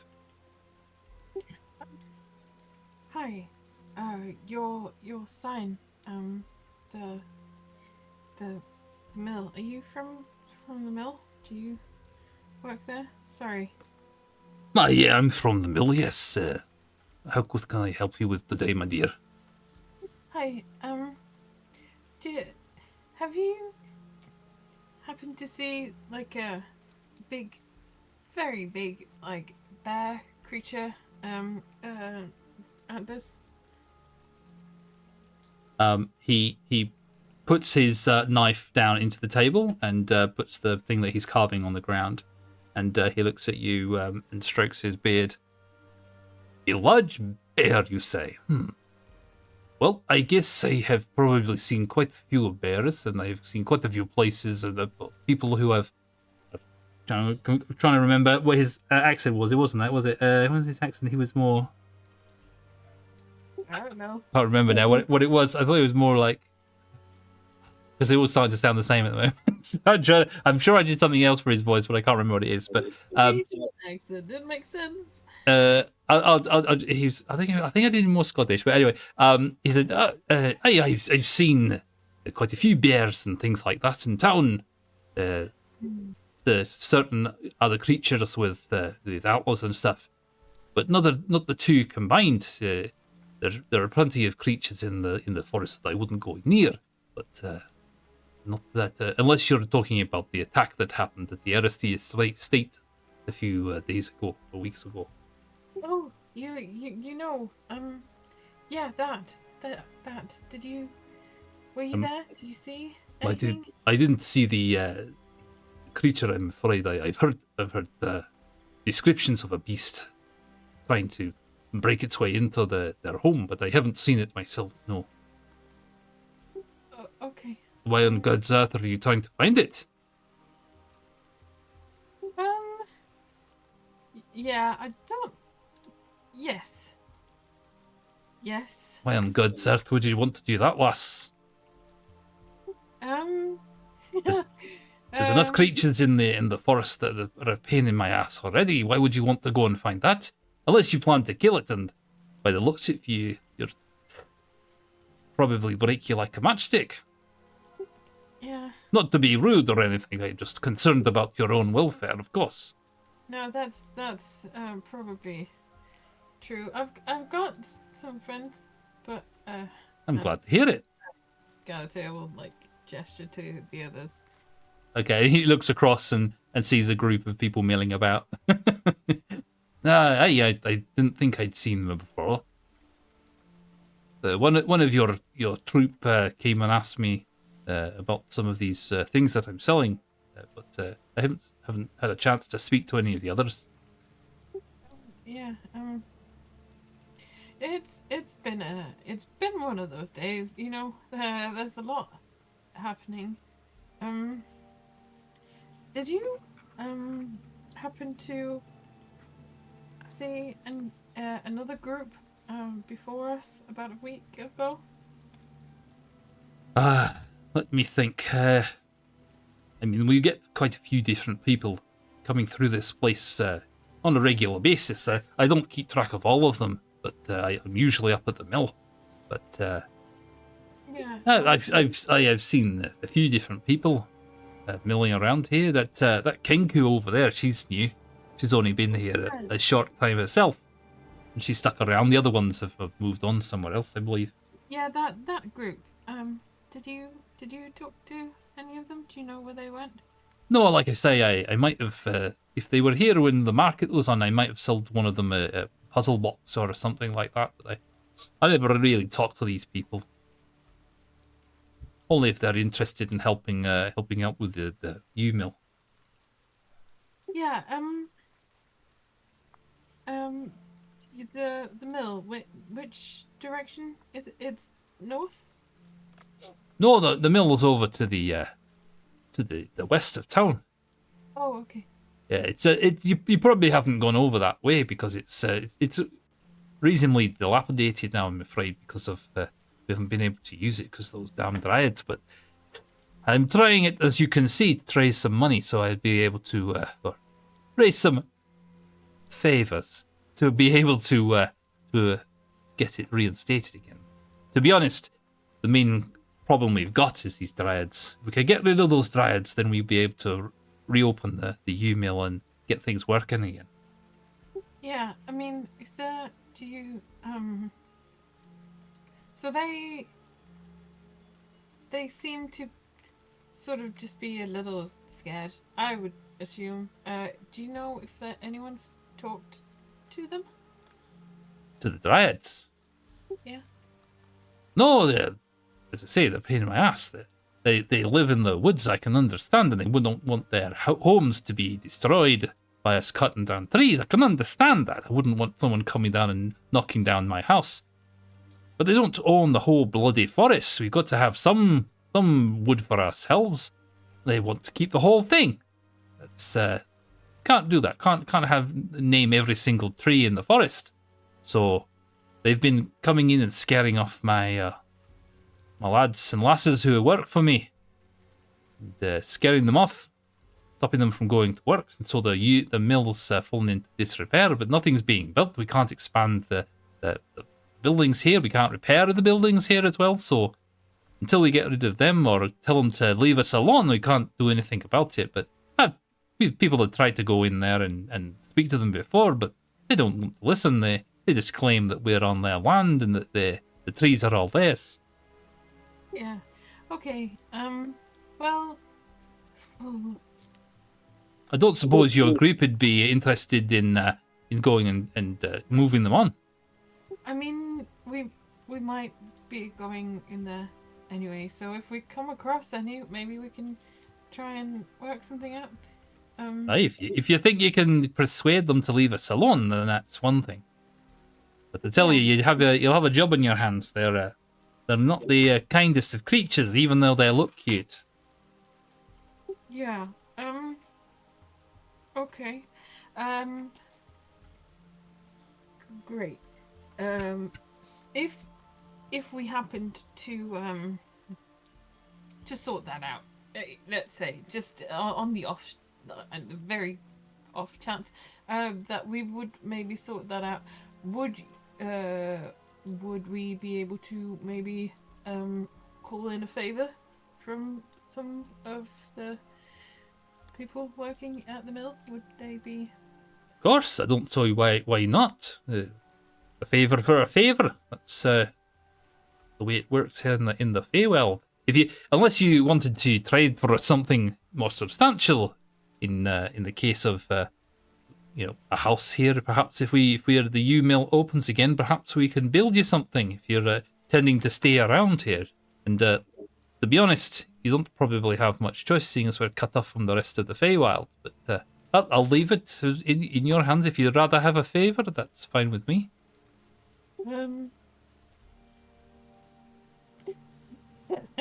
Such a conflict of interest right now, because the player is squealing at the thought of having a fancy little Feywild house, but Galatea is not even slightly interested.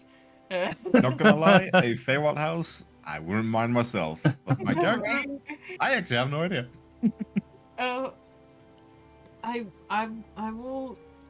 We will keep it in mind. I mean, we're here, so you know, that makes sense. Thank you.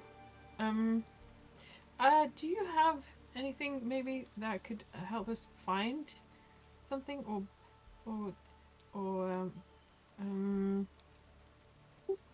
anything that could help us? Help you with what? Find what? Oh, find like creatures, or track things, or what kind of things do you have? Well, I don't think they'll help you with what you need. I'm a simple carpenter, really. Cut down some wood to run the U mill, but if you're looking for a fancy puzzle box, or if you're looking for a table or some furniture, I can help you out there. But tracking, not so much my stead. Perhaps if you'd probably be better off if you're trying to find a tracker or something like that. Well, to be honest, we used to have a very talented hunter that used to live in town. He used to live in the Hollow Spire house, but unfortunately he went to go and see the princess and never returned. So he would have been your best bet. But other than that, perhaps if you've got some way, like if you're so inclined with magic, perhaps that might help you. Or otherwise, I'm afraid you'll have to find someone with some sort of tracking skills. I hear your hand isn't too bad with tracking, but between you and me, and don't tell him I told you this, he's a fucking drunk. I mean, yeah. We're working on that. Aye, well, I know he used to be very good at tracking, but perhaps if he sobers up a bit, if you find something more important than drink to focus on, perhaps he'll be more used to you. But other than him, I don't know anyone else in town who's anywhere near as good a tracker as him.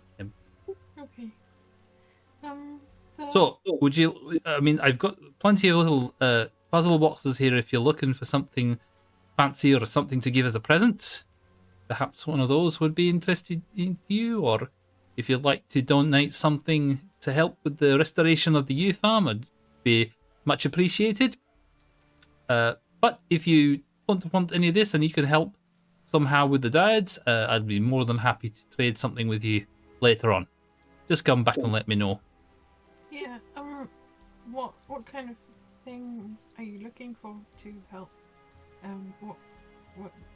Well, I'm looking for either for someone if you're so inclined to either talk to or chase off the Dryads. That would be one thing. Or if you can't do it yourself, I'm looking for someone who can find someone who can get rid of them for me. Ideally, I just need the Dryads gone because I can't reopen the U mill if no one's prepared to go off into the woods and in case they get attacked again. Yeah. Okay. I did hope that the Scarlet Guard would help us out, but they don't seem to have don't seem to care. I did send one of my younger lumberjacks. What was his name now? Let me have a quick look in my mind.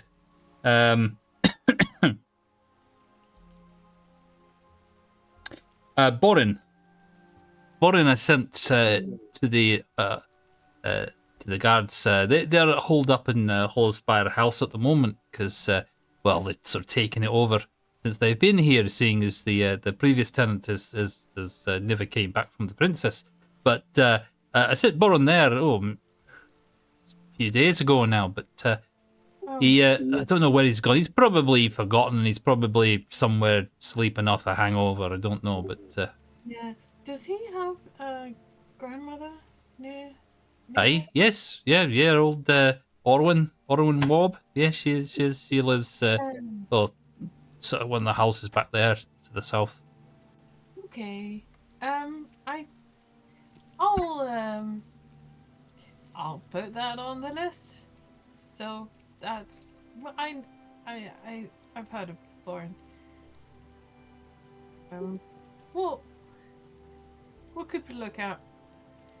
Okay, well, if you do see him, then send him back over here with a flea in his ear, because I could use his help on the stall. He usually does help me, but he's not here. Yeah. Okay. Thank you. You're welcome. We'll do what we can. But keep that favor in mind, yeah? I appreciate it. If you do manage to get rid of the Dryads, just bring me some kind of proof or something, just so I know that you've done it. Yeah, of course. Head of a Dryad, maybe, just an example, something like that. Oh, yeah. Or if you go the route of being diplomatic and stuff, then maybe you'd get a signed bit of, some kind of agreement between the two of us, or... Yeah, okay. And you're willing to make arrangements if needed.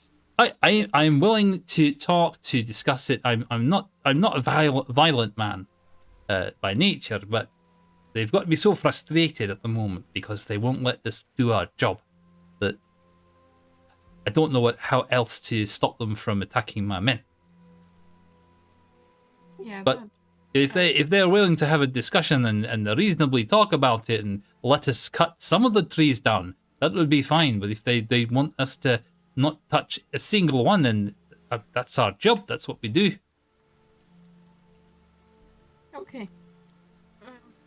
Okay. Well, thank you very much for your time. Thank you. Very, very much. Yeah, thank you. Well, we'll see you soon, I hope. Okay, well, I'll be here until the market ends, and then I'll be back at the year mill. Okay, thank you. You're welcome. And he'll pick up his knife out of the table and go back to whittling his piece of wood that he's got. And while that was going on, Kane. Hello. You were going to speak to one of the the fawn? Well, that both right? of them, if I can. Of course, yep. So as you go over there, they're both packing up the stall currently and moving things. They've sold all of the items they had, but they still have to put the table and the tent down and everything else. And the fawn that you were talking to, she's the one who's got sort of reddish brown skin and freckles and these sort of large golden doe eyes, short rounded horns, and she's like the kind of more the redhead one there in the images that you've got. And she senses you approaching, and she turns around to you, and she said, "Oh, I'm sorry, we have currently sold out of our items. I'm very..." And then she recognizes you from buying the last 2 items, and she says, "Oh, I'm sorry. Are the items okay? Are there any problems there, or are they okay for you? I'm afraid we don't do refunds now. The Fey packs that we make are binding." No. No, that's okay. I'm not here to renege on any deals that we had. That's still fine. It's just an acquaintance of mine. She's managed to sustain herself a rather unfortunate injury, and we're just looking for people out of town that might have seen something. Oh no, that is terrible news. I'm so sorry to hear that. I hope it is nothing too serious. How can I help you? What information can my sister and I give you? Have you seen any traces of bears on your travels, particularly big ones? Bears? And she turns to her sister. Ordu, have you seen any bears? I feel like we saw some bears on the way down here, but we were traveling on the road, so I don't think that we have seen many. Do you mean very big bears? I've seen like little bears, and I've seen the bear folk who live up north, but I don't remember seeing any big bears. Have you seen them? And the other fawn turns to you. She is looks a little bit older than the other fawn, and she's a little bit taller as well. She's got dark brown skin and white freckles on her cheeks. She's got pale gold eyes. They don't sparkle quite as much as her sister's, and she's got medium length curved horns that have smaller sort of horn nubs that grow out of the sides of them, so almost like you would expect, like a tree branch that has sort of more branches that sort of come out from the main one. She's got soft ears that poke out from under her hair, but they're sort of shorter than her sister's, with a single gold earring on one of them. She's got long wavy white hair that flows loosely down her back and around her shoulders to about mid back, and she's wearing quite a thick sort of grey jumper with a leaf or cardigan with a leaf-like pattern on it. And you can see that she's got on her hands and forearms are covered by very long teal green gloves. And she wears a long matching teal dress over her legs. And yeah, that's what she looks like. And she looks around to her sister and then towards you, Kane, as well. And she just says, "No, I have not seen anything like this. I don't believe I have seen any large spirits anyway." Her cadence and the way that she's speaking is almost complete opposite of her much more energetic and very fast talking sister. And she looks at you, Kane. Her eyes linger on your face as she continues sort of slowly packing up the cart. And the younger four turns back to you and says, "Well, I'm sorry. She's unfortunately my sister has not seen anything either. It is she's not quite maybe as observant as I am, but if we had seen anything, I will definitely let you know. A big bear, you say? Yeah, nothing rings a bell, I'm afraid. But we have traveled quite a long way along the roads, and bears don't usually go on the roads. They usually go to other places, like in the forest and things like this. But I'm sorry we couldn't help you." Do you know anyone else that would travel off the road? Oh, well, I expect there's probably quite a lot of people, different hunters and maybe woodsmen that go into the woods and they see things all the time. And to be honest, most people kind of avoid the woods because they're very dangerous if you go in there alone, especially now that the princess and the creatures that are going or roaming around. And it's not something that people do much of the time. If you're looking for something specific, a big bear, you're probably better going to speak to the bear folk up north. Maybe they have some sort of communication between bears. Maybe that they talk to. I don't know if that is bad. Is that a racist thing to say that the old bears can talk to each other? I don't know. But anyway, the bear folk they probably similar bears and bears. And all bears the same. I don't know. But bears they are bears as well. So I keep saying bears. I'll stop saying bears. Every time she says the word bears, after like the third time, Kane begins to wince more and more. Yeah, she seems to just be talking for the sake of talking and saying the words as she's going along. Hang on a minute. He finally manages to find the meaning behind the 7 mentions of bears.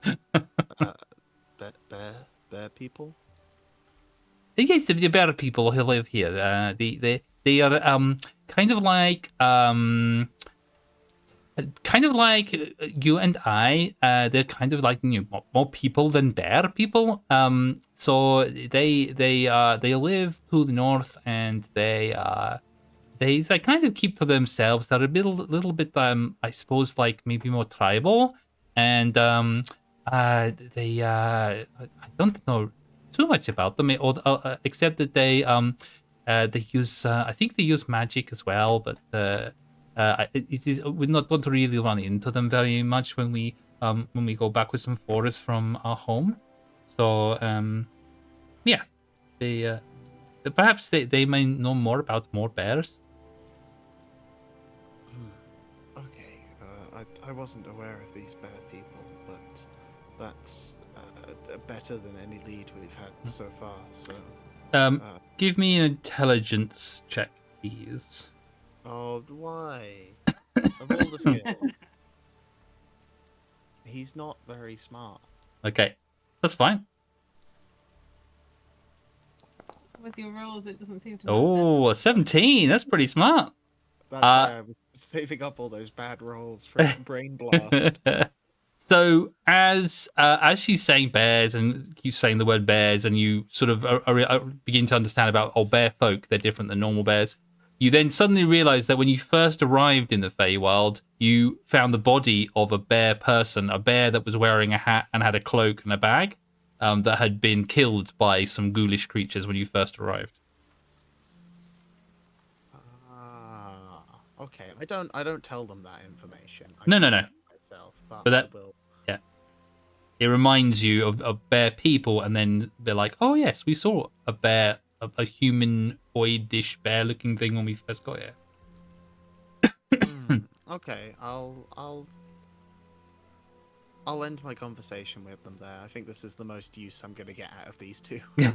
Okay, well, I'm glad I can help you. And if you go and see the bear people, say hello from me and my sister.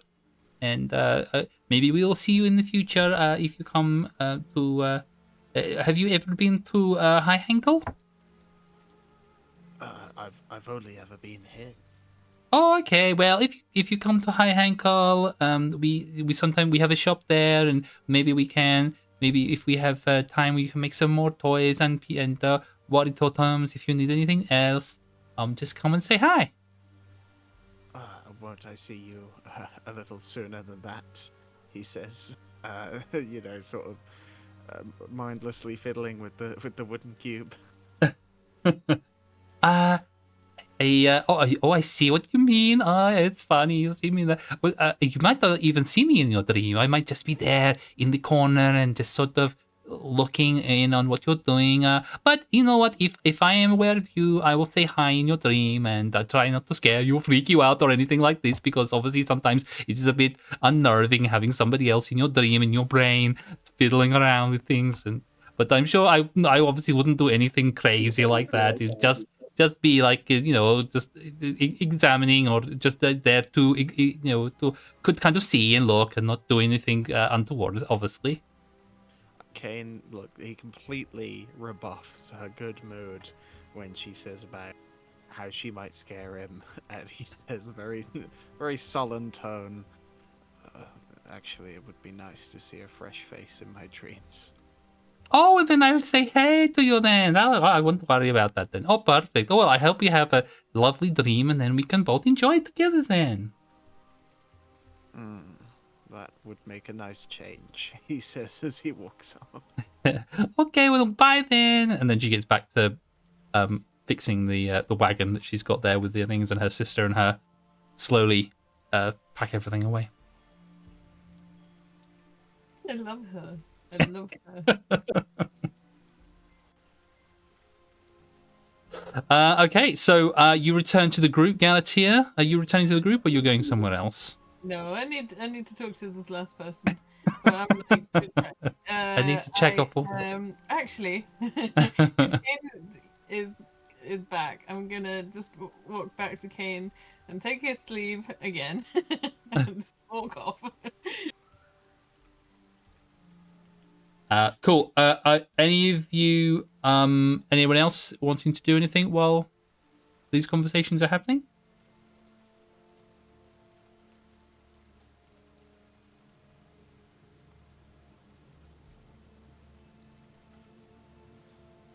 I'd take that as a no. That would most likely be a no, yes. Cool. Okay. All right. So, Galatea, Kane, are you being pulled towards this other person? I suppose so, yeah. I need help. You can all come. We can't. Please come. Do you not think it might be a little bit intimidating if we all come along and start asking questions? Fine. Okay. Unless that was what you were going for. No. There's a lot of people. That's okay. Who did you want to speak to? This one over there. And as Galatea points over, you see that there's a large wagon with several crates sort of dotted around. The wagon itself has like a red canopy over the top of it, and there's a sort of a shelf has been added just to allow items to be displayed to patrons that are coming around. And standing in front of it, there you see a young goat man who, let me get his description. So there's a satyr. He looks to be about 18, so he's much younger than a lot of the other folks that you've seen in the market. He's about 5'8". He's got lanky-looking young satyr with tan skin. He's got a mop of brown hair on his head, long soft ears that poke out from either side of his head, and almost fully grown curved horns that go up and back on his head, that have a light blue tint to them, like sort of like a sheen, like almost an iridescence to them. He is currently bare-chested. He's got a long pendant around his neck, and which is a sort of a black cord that has a stone, something tied on the end of it, that sort of finishes just below his sternum. And he's wearing a long white apron around his waist that, as you approach, seems to be unusually clean for someone. I forgot to say that there's lots of produce and meat sort of on this stall. but it seems to be unusually clean for someone who handles meat. And he has a large wood handle knife sheathed in a pocket just by the side of his apron, like a hatchet or something like that. And he's got sort of light brown, 3/4 length trousers that finish just above his ankles and then his hooves. And he seems to be standing there at the stall. Nobody else seems to be at his stall currently. He's just standing there on his own, waiting for someone. And as he sees you two walking his way, he sort of brushes down his apron and stands there, not quite sure what to do with his hands. So he sort of puts them behind his back as you approach.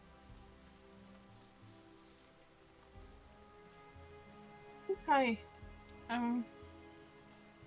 Hi. I don't know if you overheard before. We're looking for someone who might have seen a very big bear thing. Atlas. It's nice to meet you. I'm Ernest Applebottom, and welcome to Sal's Salted Meats. Can I help you with some food today? Meats today? And he seems to ignore what you've said. He's trying to remember the introduction that he's supposed to tell people who come to the store. Perhaps I can interest you in some meat. I have lots of meat. Would you like meat? It looks lovely. I was just more interested in the information. But... I can provide information. What would you like to know about our meats? Did maybe you have someone else working with you? My Uncle Sal's stall. This is the first time I'm running it today. Uncle Sal is he's at home. You're doing great. Thank you. Can I interest you in some meat? He's fine, right? There's nothing. Your uncle's good? Yes, my uncle. This is the first time I'm running my shop. His shop. Yep. Okay. How much meat can I get for you today? Yeah, that's it. It's just looking at Kane. We're really not interested in buying any produce right now, I'm afraid. What we really would like to know is some information about the area surrounding this town. He looks a little bit crestfallen when you say that you don't want any of the produce, and he's not really sure what he's supposed to do when someone doesn't want anything from his stall, because they usually don't approach him unless they do want something. And so he kind of looks at you for a second wide-eyed, and then says, this is the town of Lankshorn. The population is 34. And then he sort of trails off, not knowing what information you want about the town. No, it's not about the town itself. Is there anyone else you know that has information about things that might have happened outside of the town? Where's your grown-up?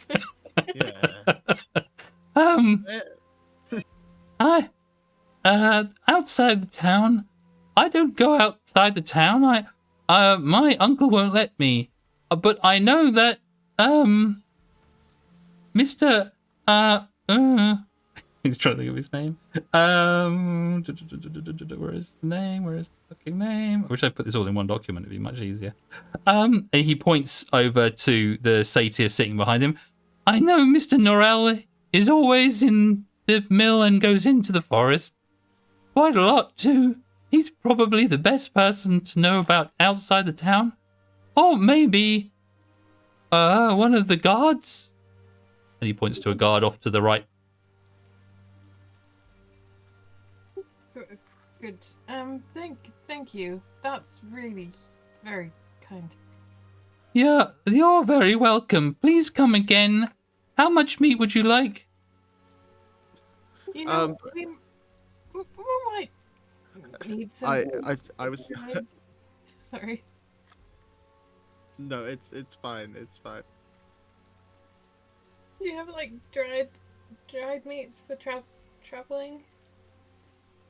He looks in the compartments in the wagon, and he finds some of the older meat that's been sort of sitting in the drawer for a bit, and he takes it out and he holds it up, and he said, "This meat is dry." Ah, no, I meant more like you know, rations. I can cut the meat up for you for rations. It will last approximately 3 moons. It is fresh. Oh, How much can I cut for you today? I will wrap it up and salt the meat for you at no extra charge. And what is the charge? The charge will be... and he takes a piece of paper from his pocket. Well, how much meat do you require? Could you just give me a sort of general price for 5 days rations? 5 piece rations just for yourself. Sorry. I'm really struggling. How are you all so calm? I'm fucking dying. My uncle requires payment in he said payment can be in I need to go and speak to my uncle. You know what? Could you keep an eye on the store? Look, we'll be back. You stay here. Okay. We'll be back another day. How much meat would you require? Well, just save some for us. Yeah. We'll I can- be back another time. I can cut the meat for you here. It is fresh and salted today. It's okay. We don't need If- any. And then, today. as you walk away, he said, "He hits me. You what? How much meat would you like today?" What Are did? you killing me? What? Wait, what did you say? Yeah. Can you buy meat? And my uncle will be happy. Please make my uncle happy. Are you okay? Yes, I am. Are you sure? How much meat would you like today? Was he lying? About what? Hang on. Let me check a spell I have for a second. Can I roll an insight check? Sure. Sure. Is he trying to like manipulate us into buying meat? You can run an insight if you like. Yes. 15. Yeah, he seems to be completely honest with what he's saying. He's a young lad who is very nervous about being left in charge of the cart, and he does seem to be very insistent on you buying something. Perhaps slightly worried about not selling anything for the day. But you did hear that he, as you were leaving, he did yell out, "He hits me!" And quickly looks around in case anyone noticed that he said that. Who is your uncle? This is Sal's salted meats. My uncle is Sal. How much meat can I get you today? We have a special. I can cut it and salt it for you at no extra charge. Why do you do this? Why do you throw out, like, puppies getting kicked and little boys getting kicked? Why? Because we're playing Curse of Strahd, but it's reflavored. Reflavored for you must hate this person in particular. He's just trying to give us targets to fire at later. He is. Yeah. He's like kill someone important so I can prosecute you. And you know what? I just might. Who knows? He while you are standing there and while he's not sure what to do, he finds a piece of paper or a note that was in his pocket, and that has the pricing for everything on there. He says, we can give a special offers to new patrons. One sound or one odor for several days worth of meat rations. How many would you like today?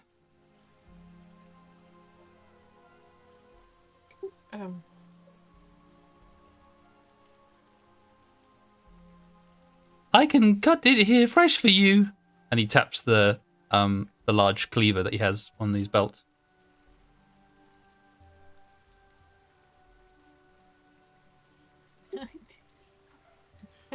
Can I speak to you over here, Galatea?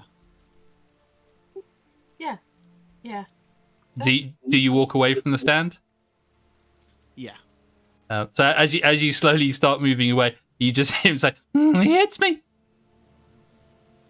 Yes, we know. give us a second here. Firstly, Galatea, I have to say, if he was locked in a room with an intellect devourer, it would starve. Galatea is like struggling to not like piss herself. Regardless of his intelligence, it seems he's a victim of violence from a family member. I know we have our own missions here in this place in our attempt to get home, but it seems remiss to stand by while we don't know what's going on. If we're to rally the favor of these townsfolk, wouldn't it be best to start with the roots? Deep-seated issues, perhaps if we can solve their problems for them, they'll be more likely to rally to our cause. Yeah, but we can't do all the things, and this isn't. I know. I can't do everything. I've just said I would talk to the dryads as well. Can we tell someone? I know the guards aren't great, but can we tell someone? And then they can. Kane looks at Galatea with a sort of slightly stern look. Is she still holding onto his sleeve, or? Yep. Gripping on for dear life. He kind of like grips her hand, and he looks her in the eye and he says, Slight flinch. I mean, what else are we doing with our time, Galatea? It's not like we can go anywhere.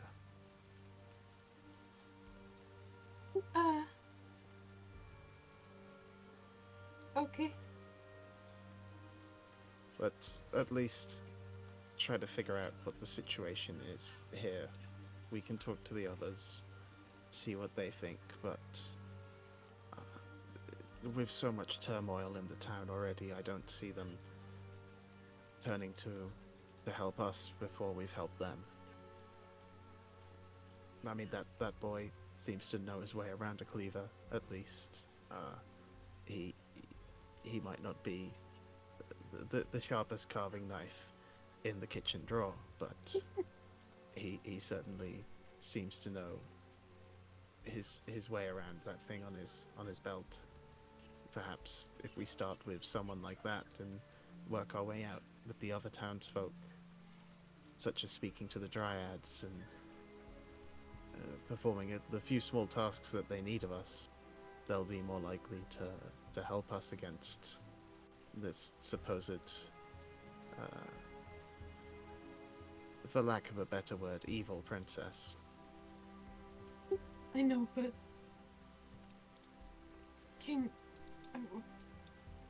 we're running out of time. The other group left days ago. They were only meant to be a couple of days. I can't just stay here and solve everything. I need to. He's looking for me. How much faith do you have in this man? I owe him everything. Well, if that's the case, do you not have faith that he'll be able to find you?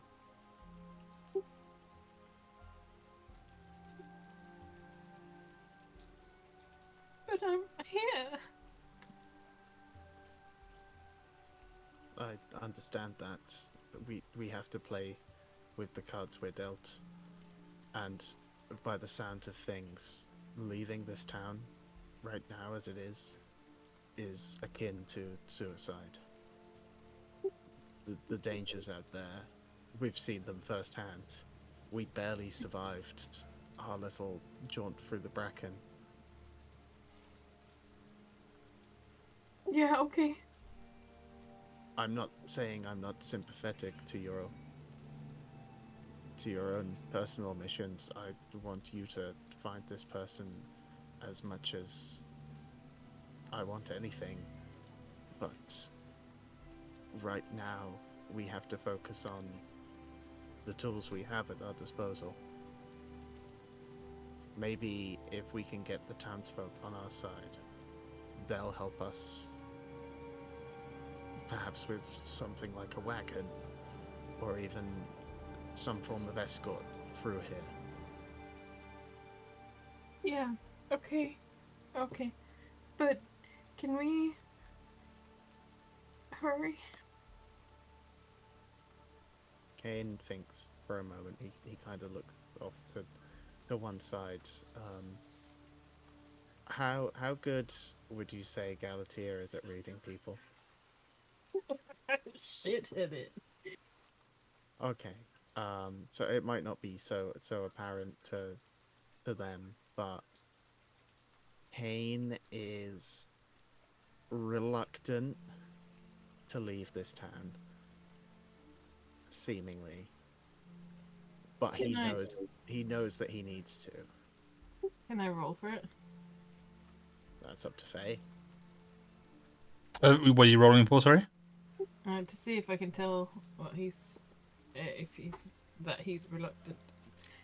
I mean, you can do an insight, yeah, if you want to see if you can pick that up. Oh, apparently not shit at it, but yeah, just shit at talking to people. Good at reading. So yeah, you can tell then. Oh, there you go. Really Nice, good at 24. reading. 24 Damn, that's maximum. Yeah, you can tell that Kane definitely doesn't want to leave. Kane catches your glimpse. He can tell that you can tell that he's bullshitting. So he kind of lets out a long. I know that we need to leave this town to continue on with our own journey to leave this place, but I don't know what that mud did to Bula, and I'm scared that if I leave and come back for her, it will have gotten worse. else can we do?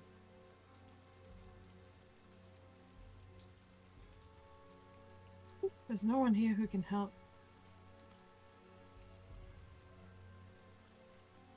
How much faith do you have in her? We haven't been apart for years.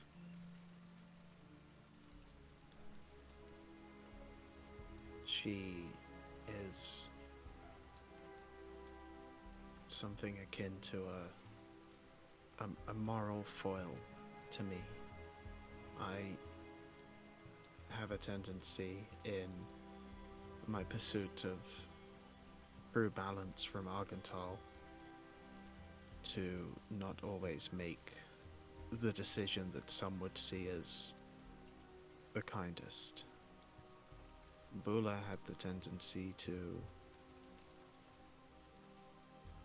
soften the situations, have the opportunity to play a devil's advocate to what I saw as a very black and white choice.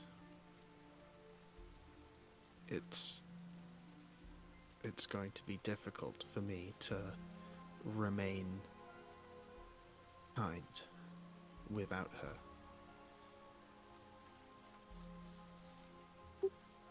Well, I think you can trust the rest of us. You can trust me to at least try.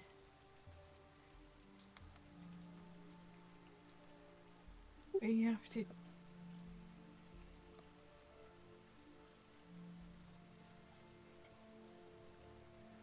You have to have some faith in us.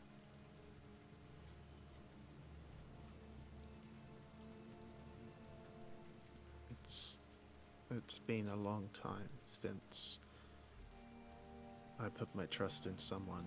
It's not something that comes easily to me.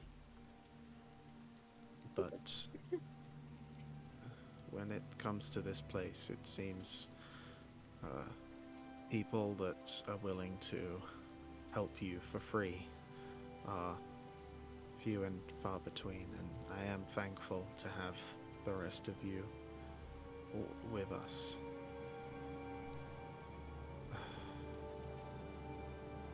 Yes, I suppose I should have faith in all of you. You've more than proven yourselves to not just be capable, but smart and kind and all the things good people should be.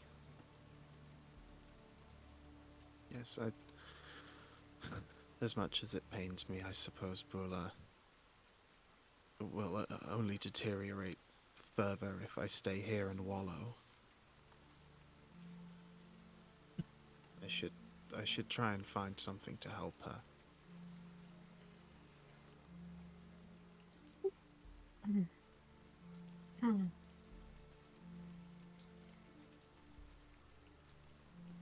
Galatea opens and closes her mouth a couple of times.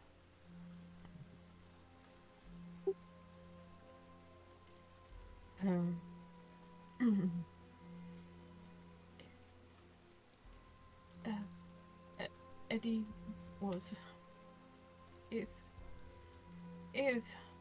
Eddie is my one friend. I haven't had people before. I haven't had anyone. I am taking this leap.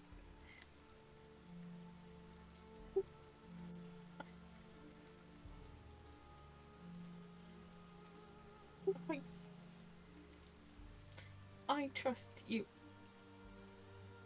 So you trust me, okay?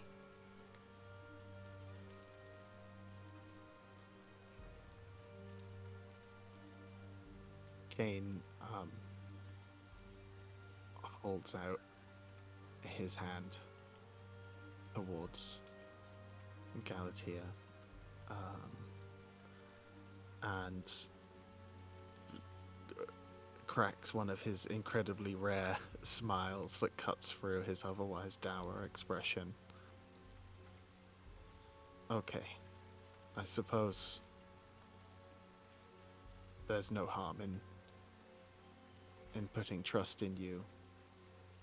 After all, you've more than proven yourself to be trustworthy.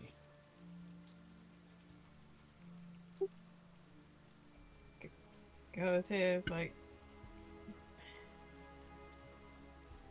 all talked out. They just nod, and then they take his hand and shake it, not entirely sure what they're supposed to do. He shake vigorously to kind of confirm that that's This is what's happening. Okay, Galatea joins in. um, regardless of our wonderful heart-to-heart,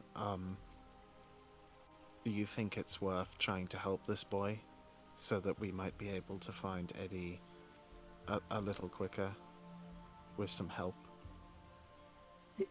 From him? I don't know, No, but not from him, but the if villagers. this person is like this, who knows? Who knows who else he's inflicting pain on? It sounds Okay. like the town would be better off with either a change in their attitude or a change in their location.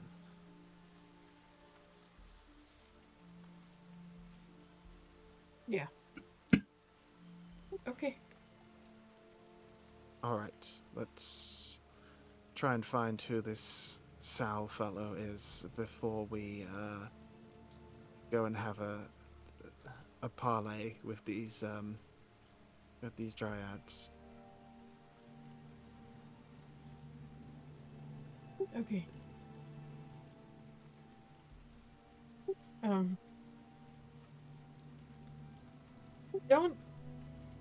Um. Don't tell Johan everything straight away.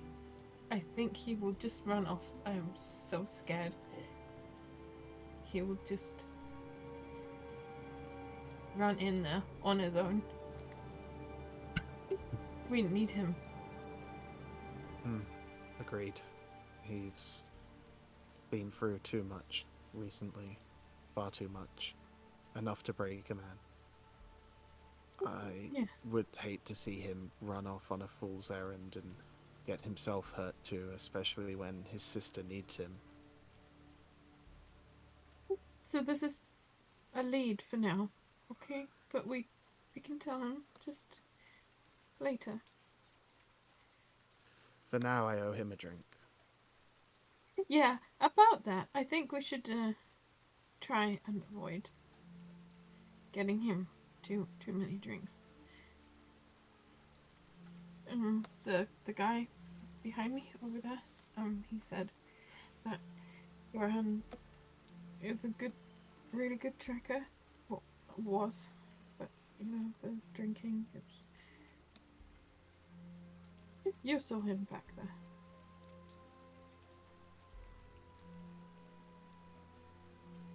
Perhaps we make this his last then. Okay. I like that. I suppose we should get back to the others. Yeah, okay, sorry. Yeah. Galatea, let's go. As Galatea starts to walk, as they start to walk away, Kane will just kind of look up really quickly and say, thank you, by the way. I really wasn't sure if I even wanted to leave this place, but she needs me. She needs me to go and find a way to help her. Yeah.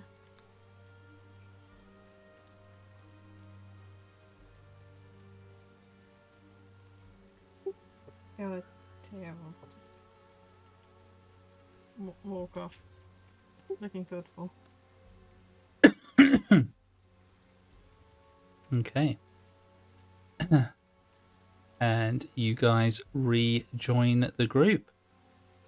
And I think we shall leave it there for tonight. Thank you very much for your... Apologies for hogging that last interaction. No, that's good. No, it's some nice RP there. Getting some... Very nice RP. Yes, exposition out there as well, so that's very good.